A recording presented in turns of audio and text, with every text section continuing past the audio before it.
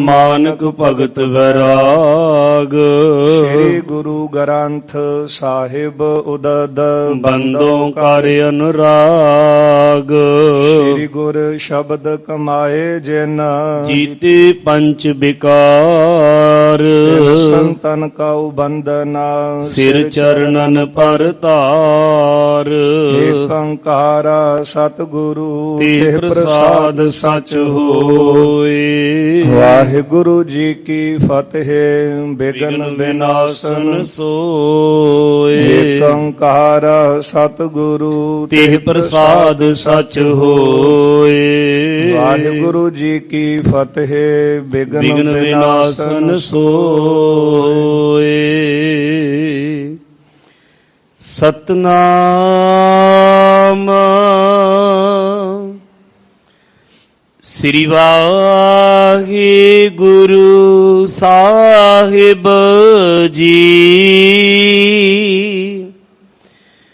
ਕਰਤਾਰ ਬਹੁਰ ਲਖਾਏ ਕੁਦਰਤ ਸਤਨਾਮ ਜਪਾਏ। ਕਰ ਧਰਮਸ਼ਾਲਾ ਗ੍ਰਾਮ ਗ੍ਰਾਮਹਿ ਨਾਮ ਦਾਨ ਦ੍ਰਿੜਾਏ। ਕਰਤਾਰ ਬਹੁਰ ਲਖਾਏ। ਵਾਹਿਗੁਰੂ ਜੀ ਕਾ ਖਾਲਸਾ ਵਾਹਿਗੁਰੂ ਜੀ ਕੀ ਫਤਿਹ। ਸਾਹਿਬ ਕਮਾਲ ਪੀਰਾਨ ਪੀਰ ਮੀਰਾਨ ਮੀਰ ਵਾਲੀ ਕੁਲ ਆਲਮ ਸਰਵਰੇ ਕਾਇਨਾਤ।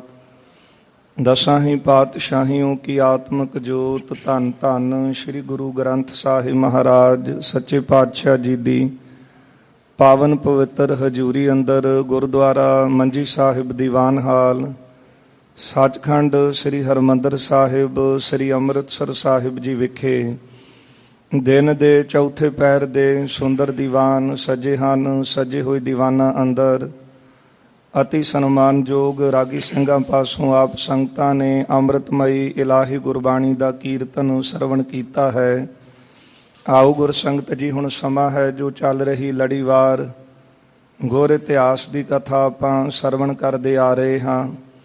ਪਿਛਲੇ ਦੀਵਾਨਾਂ ਵਿੱਚ ਆਪਾਂ ਸਰਵਣ ਕੀਤਾ ਸੀ ਜਗਤ ਗੁਰੂ ਧੰਨ ਗੁਰੂ ਸ੍ਰੀ ਗੁਰੂ ਨਾਨਕ ਦੇਵ ਸਾਹਿਬ ਸੱਚੇ ਪਾਤਸ਼ਾਹ ਜੀ ਜਗਤ ਜੀਆਂ ਦੀ ਕਲਿਆਣ ਕਰਦਿਆਂ ਹੋਇਆਂ ਸੰਸਾਰ ਦੇ ਉਧਾਰ ਵਾਸਤੇ ਪ੍ਰੇਮਾ ਭਗਤੀ ਦੇ ਵਿੱਚ ਸੰਸਾਰ ਨੂੰ ਜੋੜਨ ਵਾਸਤੇ ਸਤਨਾਮ ਦਾ ਜਾਪ ਜਪਾਉਣ ਵਾਸਤੇ ਸਤਿਗੁਰੂ ਜੀ ਨੇ 9 ਖੰਡਾਂ ਦੇ ਵਿੱਚ 4 ਕੁੰਟਾਂ ਦੇ ਵਿੱਚ ਮਹਾਰਾਜ ਜੀ ਨੇ ਆਪ ਪ੍ਰਚਾਰ ਫੇਰੀਆਂ ਕੀਤੀਆਂ ਹਨ।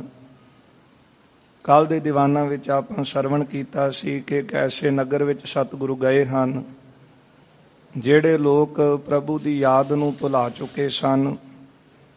ਕੇਵਲ ਰਾਜੇ ਨੂੰ ਹੀ ਰੱਬ ਜਾਣ ਕੇ ਪੂਜਦੇ ਸਨ। ਜਦੋਂ ਲੰਮਾ ਸਮਾਂ ਨਗਰ ਵਿੱਚ ਮੀਂਹ ਨਾ ਪਿਆ, ਰਾਜਾ ਵੀ ਯਤਨ ਕਰਕੇ ਹਾਰ ਗਿਆ। ਫਿਰ ਸਤਿਗੁਰੂ ਜੀ ਨੇ ਜ਼ਿਮੀਂਦਾਰ ਨੂੰ ਇਹ ਬਿੱਧ ਦੱਸੀ ਹੈ। ਗੁਰਦੇਵ ਕਹਿਣ ਲੱਗੇ ਕਿ ਪਰਮੇਸ਼ਰ ਦਾ ਨਾਮ ਜਪੋ, ਅਰਦਾਸ ਕਰੋ, ਤੁਹਾਡੇ ਸੁੱਕੇ ਖੇਤ ਹਰੇ ਹੋਣਗੇ। ਜਦੋਂ ਗੁਰਦੇਵ ਨੂੰ ਪੁੱਛਿਆ ਕਿ ਮਹਾਰਾਜ ਅਸੀਂ ਤਾਂ ਕਰਤਾਰ ਨੂੰ ਜਾਣਦੇ ਨਹੀਂ, ਪਰਮੇਸ਼ਰ ਨੂੰ ਜਾਣਦੇ ਨਹੀਂ, ਉਹ ਰਹਿੰਦਾ ਕਿੱਥੇ ਹੈ? ਤੇ ਗੁਰਦੇਵ ਨੇ ਦਰਸਾ ਦਿੱਤਾ ਕਿ ਉਹ ਤਾਂ ਕਣ ਕਣ ਦੇ ਵਿੱਚ ਹੈ। ਜੜ ਨੂੰ, ਚੇਤਨ ਨੂੰ, ਦੇਵੀ ਦੇਵਤਿਆਂ ਨੂੰ, ਰਾਖਸ਼ਾਂ ਨੂੰ, ਸੰਸਾਰ ਨੂੰ, 9 ਖੰਡਾਂ ਨੂੰ, ਸ੍ਰਿਸ਼ਟੀ ਨੂੰ ਸਾਜਣਹਾਰ ਉਹ ਪਰਮੇਸ਼ਰ ਹੈ। ਮਹਾਰਾਜ ਦਾ ਬਚਨ ਮੰਨ ਕੇ ਜਦੋਂ ਇਹ ਜ਼ਿਮੀਂਦਾਰ ਨੇ ਹਲ ਚਲਾਇਆ, ਖੇਤ ਦੇ ਵਿੱਚ ਬੀਜ ਬੀਜਿਆ, ਗੁਰੂ ਸਾਹਿਬ ਦਾ ਬਚਨ ਸ਼ਰਧਾ ਦੇ ਨਾਲ ਮੰਨਿਆ, ਆਪਣੇ ਘਰ ਨੂੰ ਚਲਾ ਗਿਆ। ਅਗਲੇ ਦਿਨ ਆ ਕੇ ਦੇਖਦਾ ਹੈ ਕਿ ਜਿਹੜੀ ਖੇਤੀ ਸੀ ਉਹ ਹਰੀ ਹੋਈ ਇਸ ਨੂੰ ਦਿਸੀ ਹੈ। ਇਹ ਕੌਤਕ ਦੇਖ ਕਰਕੇ ਆਪ ਤਾਂ ਬੜਾ ਹੈਰਾਨ ਹੋਇਆ। ਨਗਰ ਦੇ ਲੋਕਾਂ ਨੂੰ ਵੀ ਜਾ ਕੇ ਦੱਸਿਆ ਕਿ ਨਗਰ ਤੋਂ ਬਾਰ-ਬਾਰ ਮੇਰੇ ਖੇਤ ਦੇ ਕੰਢੇ ਤੇ ਇੱਕ ਪੂਰਨ ਸੰਤ ਸਾਧੂ ਆਏ ਹਨ। ਉਹਨਾਂ ਦਾ ਬਚਨ ਮੰਨ ਕੇ ਮੈਂ ਇਸੇ ਤਰ੍ਹਾਂ ਕੀਤਾ ਸੀ। ਜਿਹੜੇ ਲੋਕ ਪਹਿਲਾਂ ਤਰਕਾਂ ਕਰਦੇ ਸਨ ਉਹ ਸਾਰੇ ਹੀ ਚੱਲ ਕੇ ਮਹਾਰਾਜ ਜੀ ਦੀ ਸ਼ਰਨ ਵਿੱਚ ਆ ਗਏ, ਕਿਉਂਕਿ ਸਤਿਗੁਰੂ ਸਮਰੱਥ ਹਨ। ਜੇ ਮਾਲਕ ਨੂੰ ਭਾਵੇ ਤਾਂ ਉਹ ਕਾਰਜ ਵੀ ਸਤਿਗੁਰੂ ਛਿਨ ਦੇ ਵਿੱਚ ਕਰ ਦਿੰਦੇ ਹਨ। ਜਿਹੜੇ ਕਾਰਜ ਸੁਣ ਕੇ ਬਹੁਤ ਜ਼ਿਆਦੀ ਅਚਰਜਤਾ ਹੁੰਦੀ ਹੈ, ਹੈਰਾਨੀ ਹੁੰਦੀ। ਇਉਂ ਮਹਾਰਾਜ ਜੀ ਦਾ ਬਚਨ ਮੰਨ ਕੇ ਇਹ ਨਗਰ ਵਾਲਿਆਂ ਨੇ ਬੇਨਤੀ ਕੀਤੀ ਹੈ, ਸਤਿਗੁਰੂ ਸਾਨੂੰ ਵੀ ਬਿਧ ਦੱਸੋ। ਤੇ ਗੁਰਦੇਵ ਕਹਿਣ ਲੱਗੇ, ਕੜਾ ਪ੍ਰਸ਼ਾਦ ਦੀ ਦੇਗ ਤਿਆਰ ਕਰੋ, ਵਿਧੀ ਦੇ ਨਾਲ ਅਰਦਾਸ ਕਰੋ ਪ੍ਰਭੂ ਚਰਨਾਂ ਦੇ ਵਿੱਚ ਸਾਰੇ ਜੁੜ ਕੇ, ਤੇ ਤੁਹਾਡੇ ਖੇਤ ਜਿਹੜੇ ਹਨ ਇਹਨਾਂ ਦੇ ਵਿੱਚ ਵੀ ਮੀਂਹ ਪਵੇਗਾ। ਇਸੇ ਤਰ੍ਹਾਂ ਗੁਰੂ ਜੀ ਦਾ ਬਚਨ ਮੰਨ ਕੇ ਇਹਨਾਂ ਨੇ ਨਗਰ ਦੇ ਲੋਕਾਂ ਨੇ ਇਕੱਠੇ ਹੋ ਕੇ ਕੜਾ ਪ੍ਰਸ਼ਾਦ ਦੀ ਦੇਗ ਤਿਆਰ ਕਰਕੇ ਅਰਦਾਸ ਕੀਤੀ ਹੈ। ਜਦੋਂ ਅਰਦਾਸ ਸੰਪੂਰਨ ਕਰਕੇ ਸਿਰ ਧਰਤੀ ਤੇ ਰੱਖੇ ਨੇ, ਨਮਸਕਾਰ ਕੀਤੀ ਹੈ ਪਰਮਾਤਮਾ ਦੇ ਤਾਈਂ, ਆਕਾਸ਼ ਦੇ ਵਿੱਚ ਦੇਖਦੇ ਹਨ ਕਿ ਬੜੀ ਭਿਆਨਕ ਆਵਾਜ਼ ਆਈ ਹੈ। ਆਕਾਸ਼ ਦੇ ਵਿੱਚ ਕਾਲੀਆਂ ਘਟਾਵਾਂ ਨਜ਼ਰ ਆਈਆਂ ਨੇ। ਥੋੜੇ ਚਿਰ ਦੇ ਵਿੱਚ ਹੀ ਮਨ ਇੱਛਤ ਮਨ ਭਾਉਂਦਾ ਮੀਂਹ ਪਿਆ ਹੈ। ਸਾਰਿਆਂ ਦੇ ਖੇਤ ਜਿਹੜੇ ਹਨ ਉਹਨਾਂ ਵਿੱਚ ਖੇਤੀ ਹਰੀ ਹੋਈ ਹੈ। ਸਾਰੇ ਮਾਲਕ ਦਾ ਸ਼ੁਕਰਾਨਾ ਕਰਦੇ ਹਨ। ਰਾਜਾ ਵੀ ਚੱਲ ਕੇ ਸਤਿਗੁਰੂ ਜੀ ਦੀ ਸ਼ਰਨ ਦੇ ਵਿੱਚ ਆਇਆ ਹੈ। ਗੁਰੂ ਨਾਨਕ ਸਾਹਿਬ ਮਹਾਰਾਜ ਜੀ ਦੇ ਚਰਨਾਂ ਤੇ ਆ ਕੇ ਨਮਸਕਾਰ ਕੀਤੀ ਹੈ। ਭੇਟਾਵਾਂ ਚਰਨਾਂ ਵਿੱਚ ਰੱਖੀਆਂ ਨੇ। ਕਹਿਣ ਲੱਗਾ, ਗੁਰਦੇਵ ਮੇਰੇ ਤੋਂ ਹੋਈਆਂ ਭੁੱਲਾਂ ਬਖਸ਼ ਦਿਓ। ਅਸੀਂ ਤਾਂ ਕੇਵਲ ਇੰਦਰ ਦੇ ਹੀ ਉਪਾਸ਼ਕ ਸੀ। ਇੰਨੀ ਕਿ ਸਾਨੂੰ ਸੋਝੀ ਸੀ, ਇੰਨਾ ਹੀ ਗਿਆਨ ਸੀ, ਪਰ ਆਪ ਨੇ ਕਿਰਪਾ ਕੀਤੀ ਹੈ, ਸਾਨੂੰ ਜਿਹੜੀ ਬਿਧ ਨਗਰ ਵਾਲਿਆਂ ਨੂੰ ਦੱਸੀ ਉਹ ਮੇਰੇ ਤਾਈਂ ਵੀ ਦੱਸੋ। ਤੇ ਸਤਿਗੁਰੂ ਜੀ ਨੇ ਚਰਨ ਪੌਲ ਦੇ ਕੇ ਇਹ ਰਾਜੇ ਨੂੰ ਵੀ ਸਿੱਖ ਕੀਤਾ ਅਤੇ ਗੁਰਦੇਵ ਨੇ ਕਿਹਾ, ਨਗਰ ਦੇ ਵਿੱਚ ਧਰਮਸ਼ਾਲਾ ਬਣਾਓ, ਦੋਵੇਂ ਸਮੇਂ ਸੰਗਤ ਕਰੋ, ਗਰੀਬ ਨੂੰ ਦੇਖ ਕਰਕੇ ਉਹਦਾ ਨੰਗੇਜ ਟਕੋ, ਭੁੱਖੇ ਨੂੰ ਦੇਖ ਕਰਕੇ ਉਹਨੂੰ ਭੋਜਨ ਦਿਓ, ਸੰਤ ਸਾਧੂਆਂ ਦੀ ਸੇਵਾ ਕਰੋ, ਆਪਣਾ ਜੀਵਨ ਸਿਮਰਨ ਕਰਕੇ ਸਫਲਾ ਕਰੋ। ਇਹ ਉਪਦੇਸ਼ ਗੁਰਦੇਵ ਨੇ ਇਹਨਾਂ ਦੇ ਤਾਈਂ ਦਿੱਤਾ ਹੈ। ਫਿਰ ਜਿਹੜਾ ਪਹਿਲਾ ਜ਼ਿਮੀਂਦਾਰ ਸੀ ਨਾ, ਉਹ ਗੁਰਦੇਵ ਨੂੰ ਕਹਿਣ ਲੱਗਾ, ਮਹਾਰਾਜ ਆਪ ਜੀ ਕਹਿੰਦੇ ਸੀ ਕਿ ਕੁਦਰਤ ਦੇ ਵਿੱਚ ਹੀ ਪਰਮਾਤਮਾ ਵਸਦਾ ਹੈ, ਤੇ ਸਾਨੂੰ ਦਿਖਾਵੋ ਤਾਂ ਸਹੀ ਕਿ ਕੁਦਰਤ ਹੈ ਕਿਸ ਤਰ੍ਹਾਂ ਦੀ। ਗੁਰਦੇਵ ਕਹਿਣ ਲੱਗੇ, ਜਾ ਆਪਣੇ ਖੇਤ ਦੇ ਵਿੱਚ ਇੱਕ ਬੂਟਾ ਪੁੱਟ ਜਾ ਕੇ। ਜਦੋਂ ਮਹਾਰਾਜ ਦਾ ਬਚਨ ਮੰਨ ਕੇ ਉਸਨੇ ਬੂਟਾ ਪੁੱਟਿਆ ਹੈ ਕਣਕ ਦਾ, ਤੇ ਉਹਦੇ ਹੇਠੋਂ ਜਿਹੜੀ ਅੱਗ ਇਹ ਦੇਖੀ ਹੈ। ਅੱਗ ਦੇਖ ਕੇ ਬੜਾ ਹੈਰਾਨ ਹੋਇਆ ਤੇ ਸਾਰੇ ਨਗਰ ਵਾਲੇ ਵੀ ਇਕੱਠੇ ਹੋ ਗਏ ਕਿ ਇੱਕ ਐਸੀ ਅਚਰਜ ਬਾਤ ਹੈ, ਜਿਹੜੀ ਅੱਗ ਦੇ ਵਿੱਚ ਲੱਕੜ ਸੜ ਜਾਂਦੀ ਹੈ, ਉਹ ਅੱਗ ਖੇਤ ਦੇ ਵਿੱਚ ਕਿਸ ਤਰ੍ਹਾਂ ਹੈ। ਪਰ ਜਿਹੜੇ ਬਚਨ ਬਾਣੀ ਅੰਦਰ ਪੜ੍ਹਦੇ ਹਾਂ ਗੁਰਦੇਵ ਦੇ ਕਿ ਸਗਲ ਬਨਸਪਤ ਮਹਿ ਬੈ ਸੰਤਰ, ਬਨਾਸਪਤੀ ਦੇ ਵਿੱਚ ਅਗਨੀ ਹੈ ਪਰ ਸਾਨੂੰ ਦਿਸਦੀ ਨਹੀਂ। ਗੁਰਦੇਵ ਨੇ ਉਹ ਵੀ ਦਿਖਾ ਦਿੱਤੀ ਹੈ, ਕਿਉਂਕਿ ਮਾਲਕ ਸਮਰੱਥ ਹਨ। ਇਹ ਸਾਰੇ ਦੇਖ ਕੇ ਗੁਰਦੇਵ ਦੇ ਆ ਕੇ ਚਰਨੀ ਪਏ ਨੇ। ਪਰਮਾਤਮਾ ਬਾਰੇ ਵੀ ਜਾਣਿਆ, ਕੁਦਰਤ ਬਾਰੇ ਵੀ ਜਾਣਿਆ, ਤੇ ਸਤਿਗੁਰੂ ਸਾਹਿਬ ਜੀ ਨੇ ਇਹਨਾਂ ਸਾਰਿਆਂ ਨੂੰ ਭੁੱਲਿਆ ਹੋਇਆਂ ਨੂੰ ਪ੍ਰਭੂ ਦੇ ਲੜ ਲਾਇਆ। ਇਹ ਸਾਰੇ ਨਾਮ ਜਪ ਕਰਕੇ ਨਗਰ ਵਾਲੇ ਤਰੇ ਹਨ। ਇਹ ਵਿਚਾਰ ਆਪਾਂ ਕੱਲ ਦੇ ਦੀਵਾਨਾਂ 'ਚ ਸਰਵਣ ਕੀਤੀ ਸੀ। ਆਓ ਗੁਰ ਸੰਗਤ ਜੀ, ਜਿਸ ਤਰ੍ਹਾਂ ਕਿ ਲੜੀਵਾਰ ਕਥਾ ਆ ਰਹੀ ਹੈ, ਮਨ ਬਿਰਤੀਆਂ ਗੁਰੂ ਚਰਨਾਂ ਵਿੱਚ ਜੋੜੀਏ। ਕੋਟਾਨ ਕੋਟ ਸ਼ੁਕਰ ਹੈ ਸਤਿਗੁਰੂ ਜੀ ਨੇ ਰਹਿਮਤ ਕੀਤੀ ਹੈ ਕਿ ਕਲਯੁਗ ਦੇ ਸੜਦੇ ਬਲਦੇ ਭਿਆਨਕ ਸਮੇਂ ਅੰਦਰ ਸਾਨੂੰ ਆਪਣੇ ਚਰਨਾਂ ਦੇ ਵਿੱਚ ਬਿਠਾਇਆ ਹੈ। ਸੰਗਤ ਕਰਨ ਦੀਆਂ ਸੁਭਾਗ ਘੜੀਆਂ ਬਖਸ਼ਿਸ਼ ਕੀਤੀਆਂ ਨੇ। ਆਪ ਸਮੁੱਚੀ ਸੰਗਤ ਦਿਓ ਅਸੀਸ। ਸਾਰੇ ਸਤਿਗੁਰਾਂ ਨੂੰ ਅਦਬ ਦੇ ਨਾਲ ਅਸੀਸ ਝੁਕਾਉਂਦਿਆਂ ਰਸਨਾ ਕਰੋ ਪਵਿੱਤਰ, ਪ੍ਰੇਮ ਸਤਿਕਾਰ ਸਹਿਤ ਲਵਾਓ ਹਾਜ਼ਰੀਆਂ। ਉਚਾਰਨ ਕਰੋ ਜੀ ਸਤਿਨਾਮ ਸ੍ਰੀ ਵਾਹਿਗੁਰੂ ਸਾਹਿਬ ਜੀ। ਸਤਿਨਾਮ ਸ੍ਰੀ ਵਾਹਿਗੁਰੂ ਸਾਹਿਬ ਜੀ। ਸਤਨਾਮ ਸ੍ਰੀ ਵਾਹਿਗੁਰੂ ਸਾਹਿਬ ਜੀ। ਕਰਤਾਰ ਬਹੁਰ ਲਖਾਏ, ਕੁਦਰਤ ਸਤਨਾਮ ਜਪਾਏ। ਸਤਿਗੁਰੂ ਜੀ ਨੇ ਕਰਤਾਰ ਬਾਰੇ ਇਹਨਾਂ ਨੂੰ ਉਪਦੇਸ਼ ਦਿੱਤਾ ਹੈ ਕਿ ਜੇ ਮਨੁੱਖਾ ਸਰੀਰ ਮਿਲਿਆ ਹੈ ਤੇ ਪਰਮੇਸ਼ਰ ਦੀ ਭਗਤੀ ਕਰੋ। ਕਰਤਾਰ ਦਾ ਅਰਥ ਹੁੰਦਾ ਹੈ, ਕਰ ਨਾਮ ਹੈ ਹੱਥ ਦਾ, ਤੇ ਤਾਰ ਨਾਮ ਜਿਹੜੀ ਰੋਜੀ ਰੂਪੀ ਤਾਰ ਹੈ ਨਾ, ਉਹ ਪਰਮੇਸ਼ਰ ਪ੍ਰਭੂ ਦੇ ਹੱਥ ਦੇ ਵਿੱਚ ਹੈ। ਸਾਰਿਆਂ ਦਾ ਰਿਜ਼ਕ ਦਾਤਾ ਉਹ ਪ੍ਰਭੂ ਆਪ ਹੈ। ਕਈ ਵਾਰੀ ਬੰਦਾ ਭੁੱਲ ਦੇ ਵਿੱਚ ਆ ਕੇ ਕਿਸੇ ਬੰਦੇ ਨੂੰ ਰੱਬ ਮੰਨ ਬੈਠਦਾ ਹੈ ਤੇ ਇਹ ਸੋਚਣ ਲੱਗ ਪੈਂਦਾ ਕਿਤੇ ਰਿਜ਼ਕ ਦਾਤਾ ਰੋਜੀ ਦੇਣ ਵਾਲਾ ਮੈਨੂੰ ਕੋਈ ਬੰਦਾ ਹੈ। ਜਿਸ ਤਰ੍ਹਾਂ ਬੀਬੀ ਰਜਨੀ ਜੀ ਨੇ ਸਾਰਿਆਂ ਦਾ ਭਰਮ ਦੂਰ ਕੀਤਾ ਸੀ ਪਿਤਾ ਦੁਨੀ ਚੰਦ ਦੇ ਤਾਈਂ, ਕਿ ਸਾਰਿਆਂ ਦਾ ਰਿਜ਼ਕ ਦਾਤਾ ਤਾਂ ਪਰਮਾਤਮਾ ਹੈ।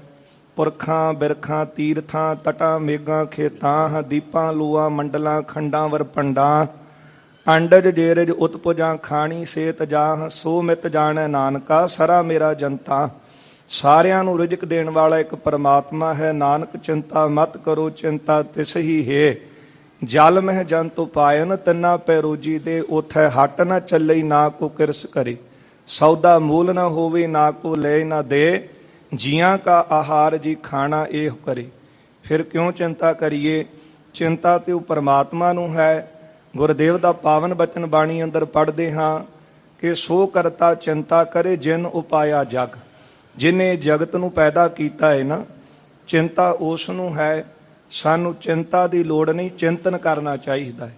ਪਰਮਾਤਮਾ ਦਾ ਚਿੰਤਨ ਕਰੀਏ, ਧਿਆਨ ਦੇ ਵਿੱਚ ਉਹਨੂੰ ਆਪਣੇ ਰੱਖੀਏ, ਹਿਰਦੇ ਵਿੱਚ ਉਹਨੂੰ ਵਸਾਈਏ। ਹਾਥ ਪਾਉ ਕਰ ਕਾਮ ਸਭ ਚੀਤ ਨਿਰੰਜਨ ਨਾਲ, ਕਿਉਂਕਿ ਕਾਰਜਾਂ ਨੂੰ ਵੀ ਸਫਲ ਕਰਨ ਵਾਲਾ, ਭਾਗ ਲਾਉਣ ਵਾਲਾ ਉਹ ਪਰਮਾਤਮਾ ਹੈ।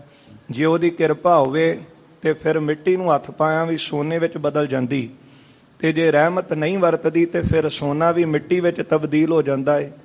ਭਗਤ ਜੀ ਦੇ ਪਾਵਨ ਬਚਨ ਪੜ੍ਹਦੇ ਹਾਂ। ਕਬੀਰ ਜਿਹ ਜਿਹ ਡਾਲੀ ਪੱਗ ਧਰੋਂ ਸੋਈ ਮੁਰ ਮੁਰ ਜਾਏ।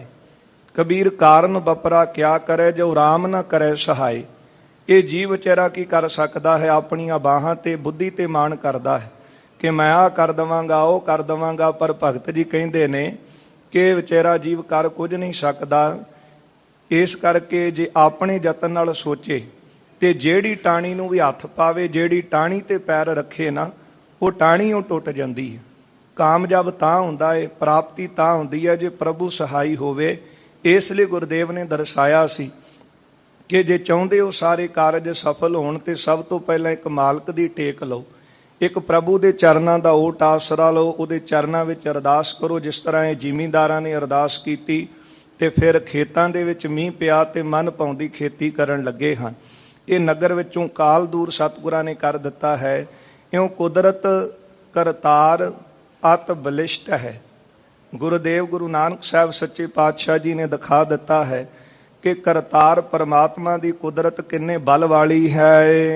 ਕਰਤਾਰ ਬਹੁਰ ਲਖਾਏ ਕੁਦਰਤ ਸਤਨਾਮ ਜਪਾਏ। ਇਸ ਤਰ੍ਹਾਂ ਸਤਨਾਮ ਦਾ ਜਾਪ ਸਾਰਿਆਂ ਨੂੰ ਜਪਾਇਆ ਹੈ। ਜਿਹੜੇ ਭੁੱਲ ਚੁੱਕੇ ਸਨ ਸਾਰਿਆਂ ਦੇ ਅੰਦਰ ਸਤਿਗੁਰੂ ਜੀ ਨੇ ਭਗਤੀ ਦੀ ਜਾਗ ਲਾਈ ਹੈ। ਕਰ ਧਰਮਸ਼ਾਲਾ ਗ੍ਰਾਮ ਗ੍ਰਾਮ ਹੈ। ਤੇ ਗੁਰਦੇਵ ਨੇ ਕਰ ਧਰਮਸ਼ਾਲਾ ਗ੍ਰਾਮ ਗ੍ਰਾਮ ਹੈ।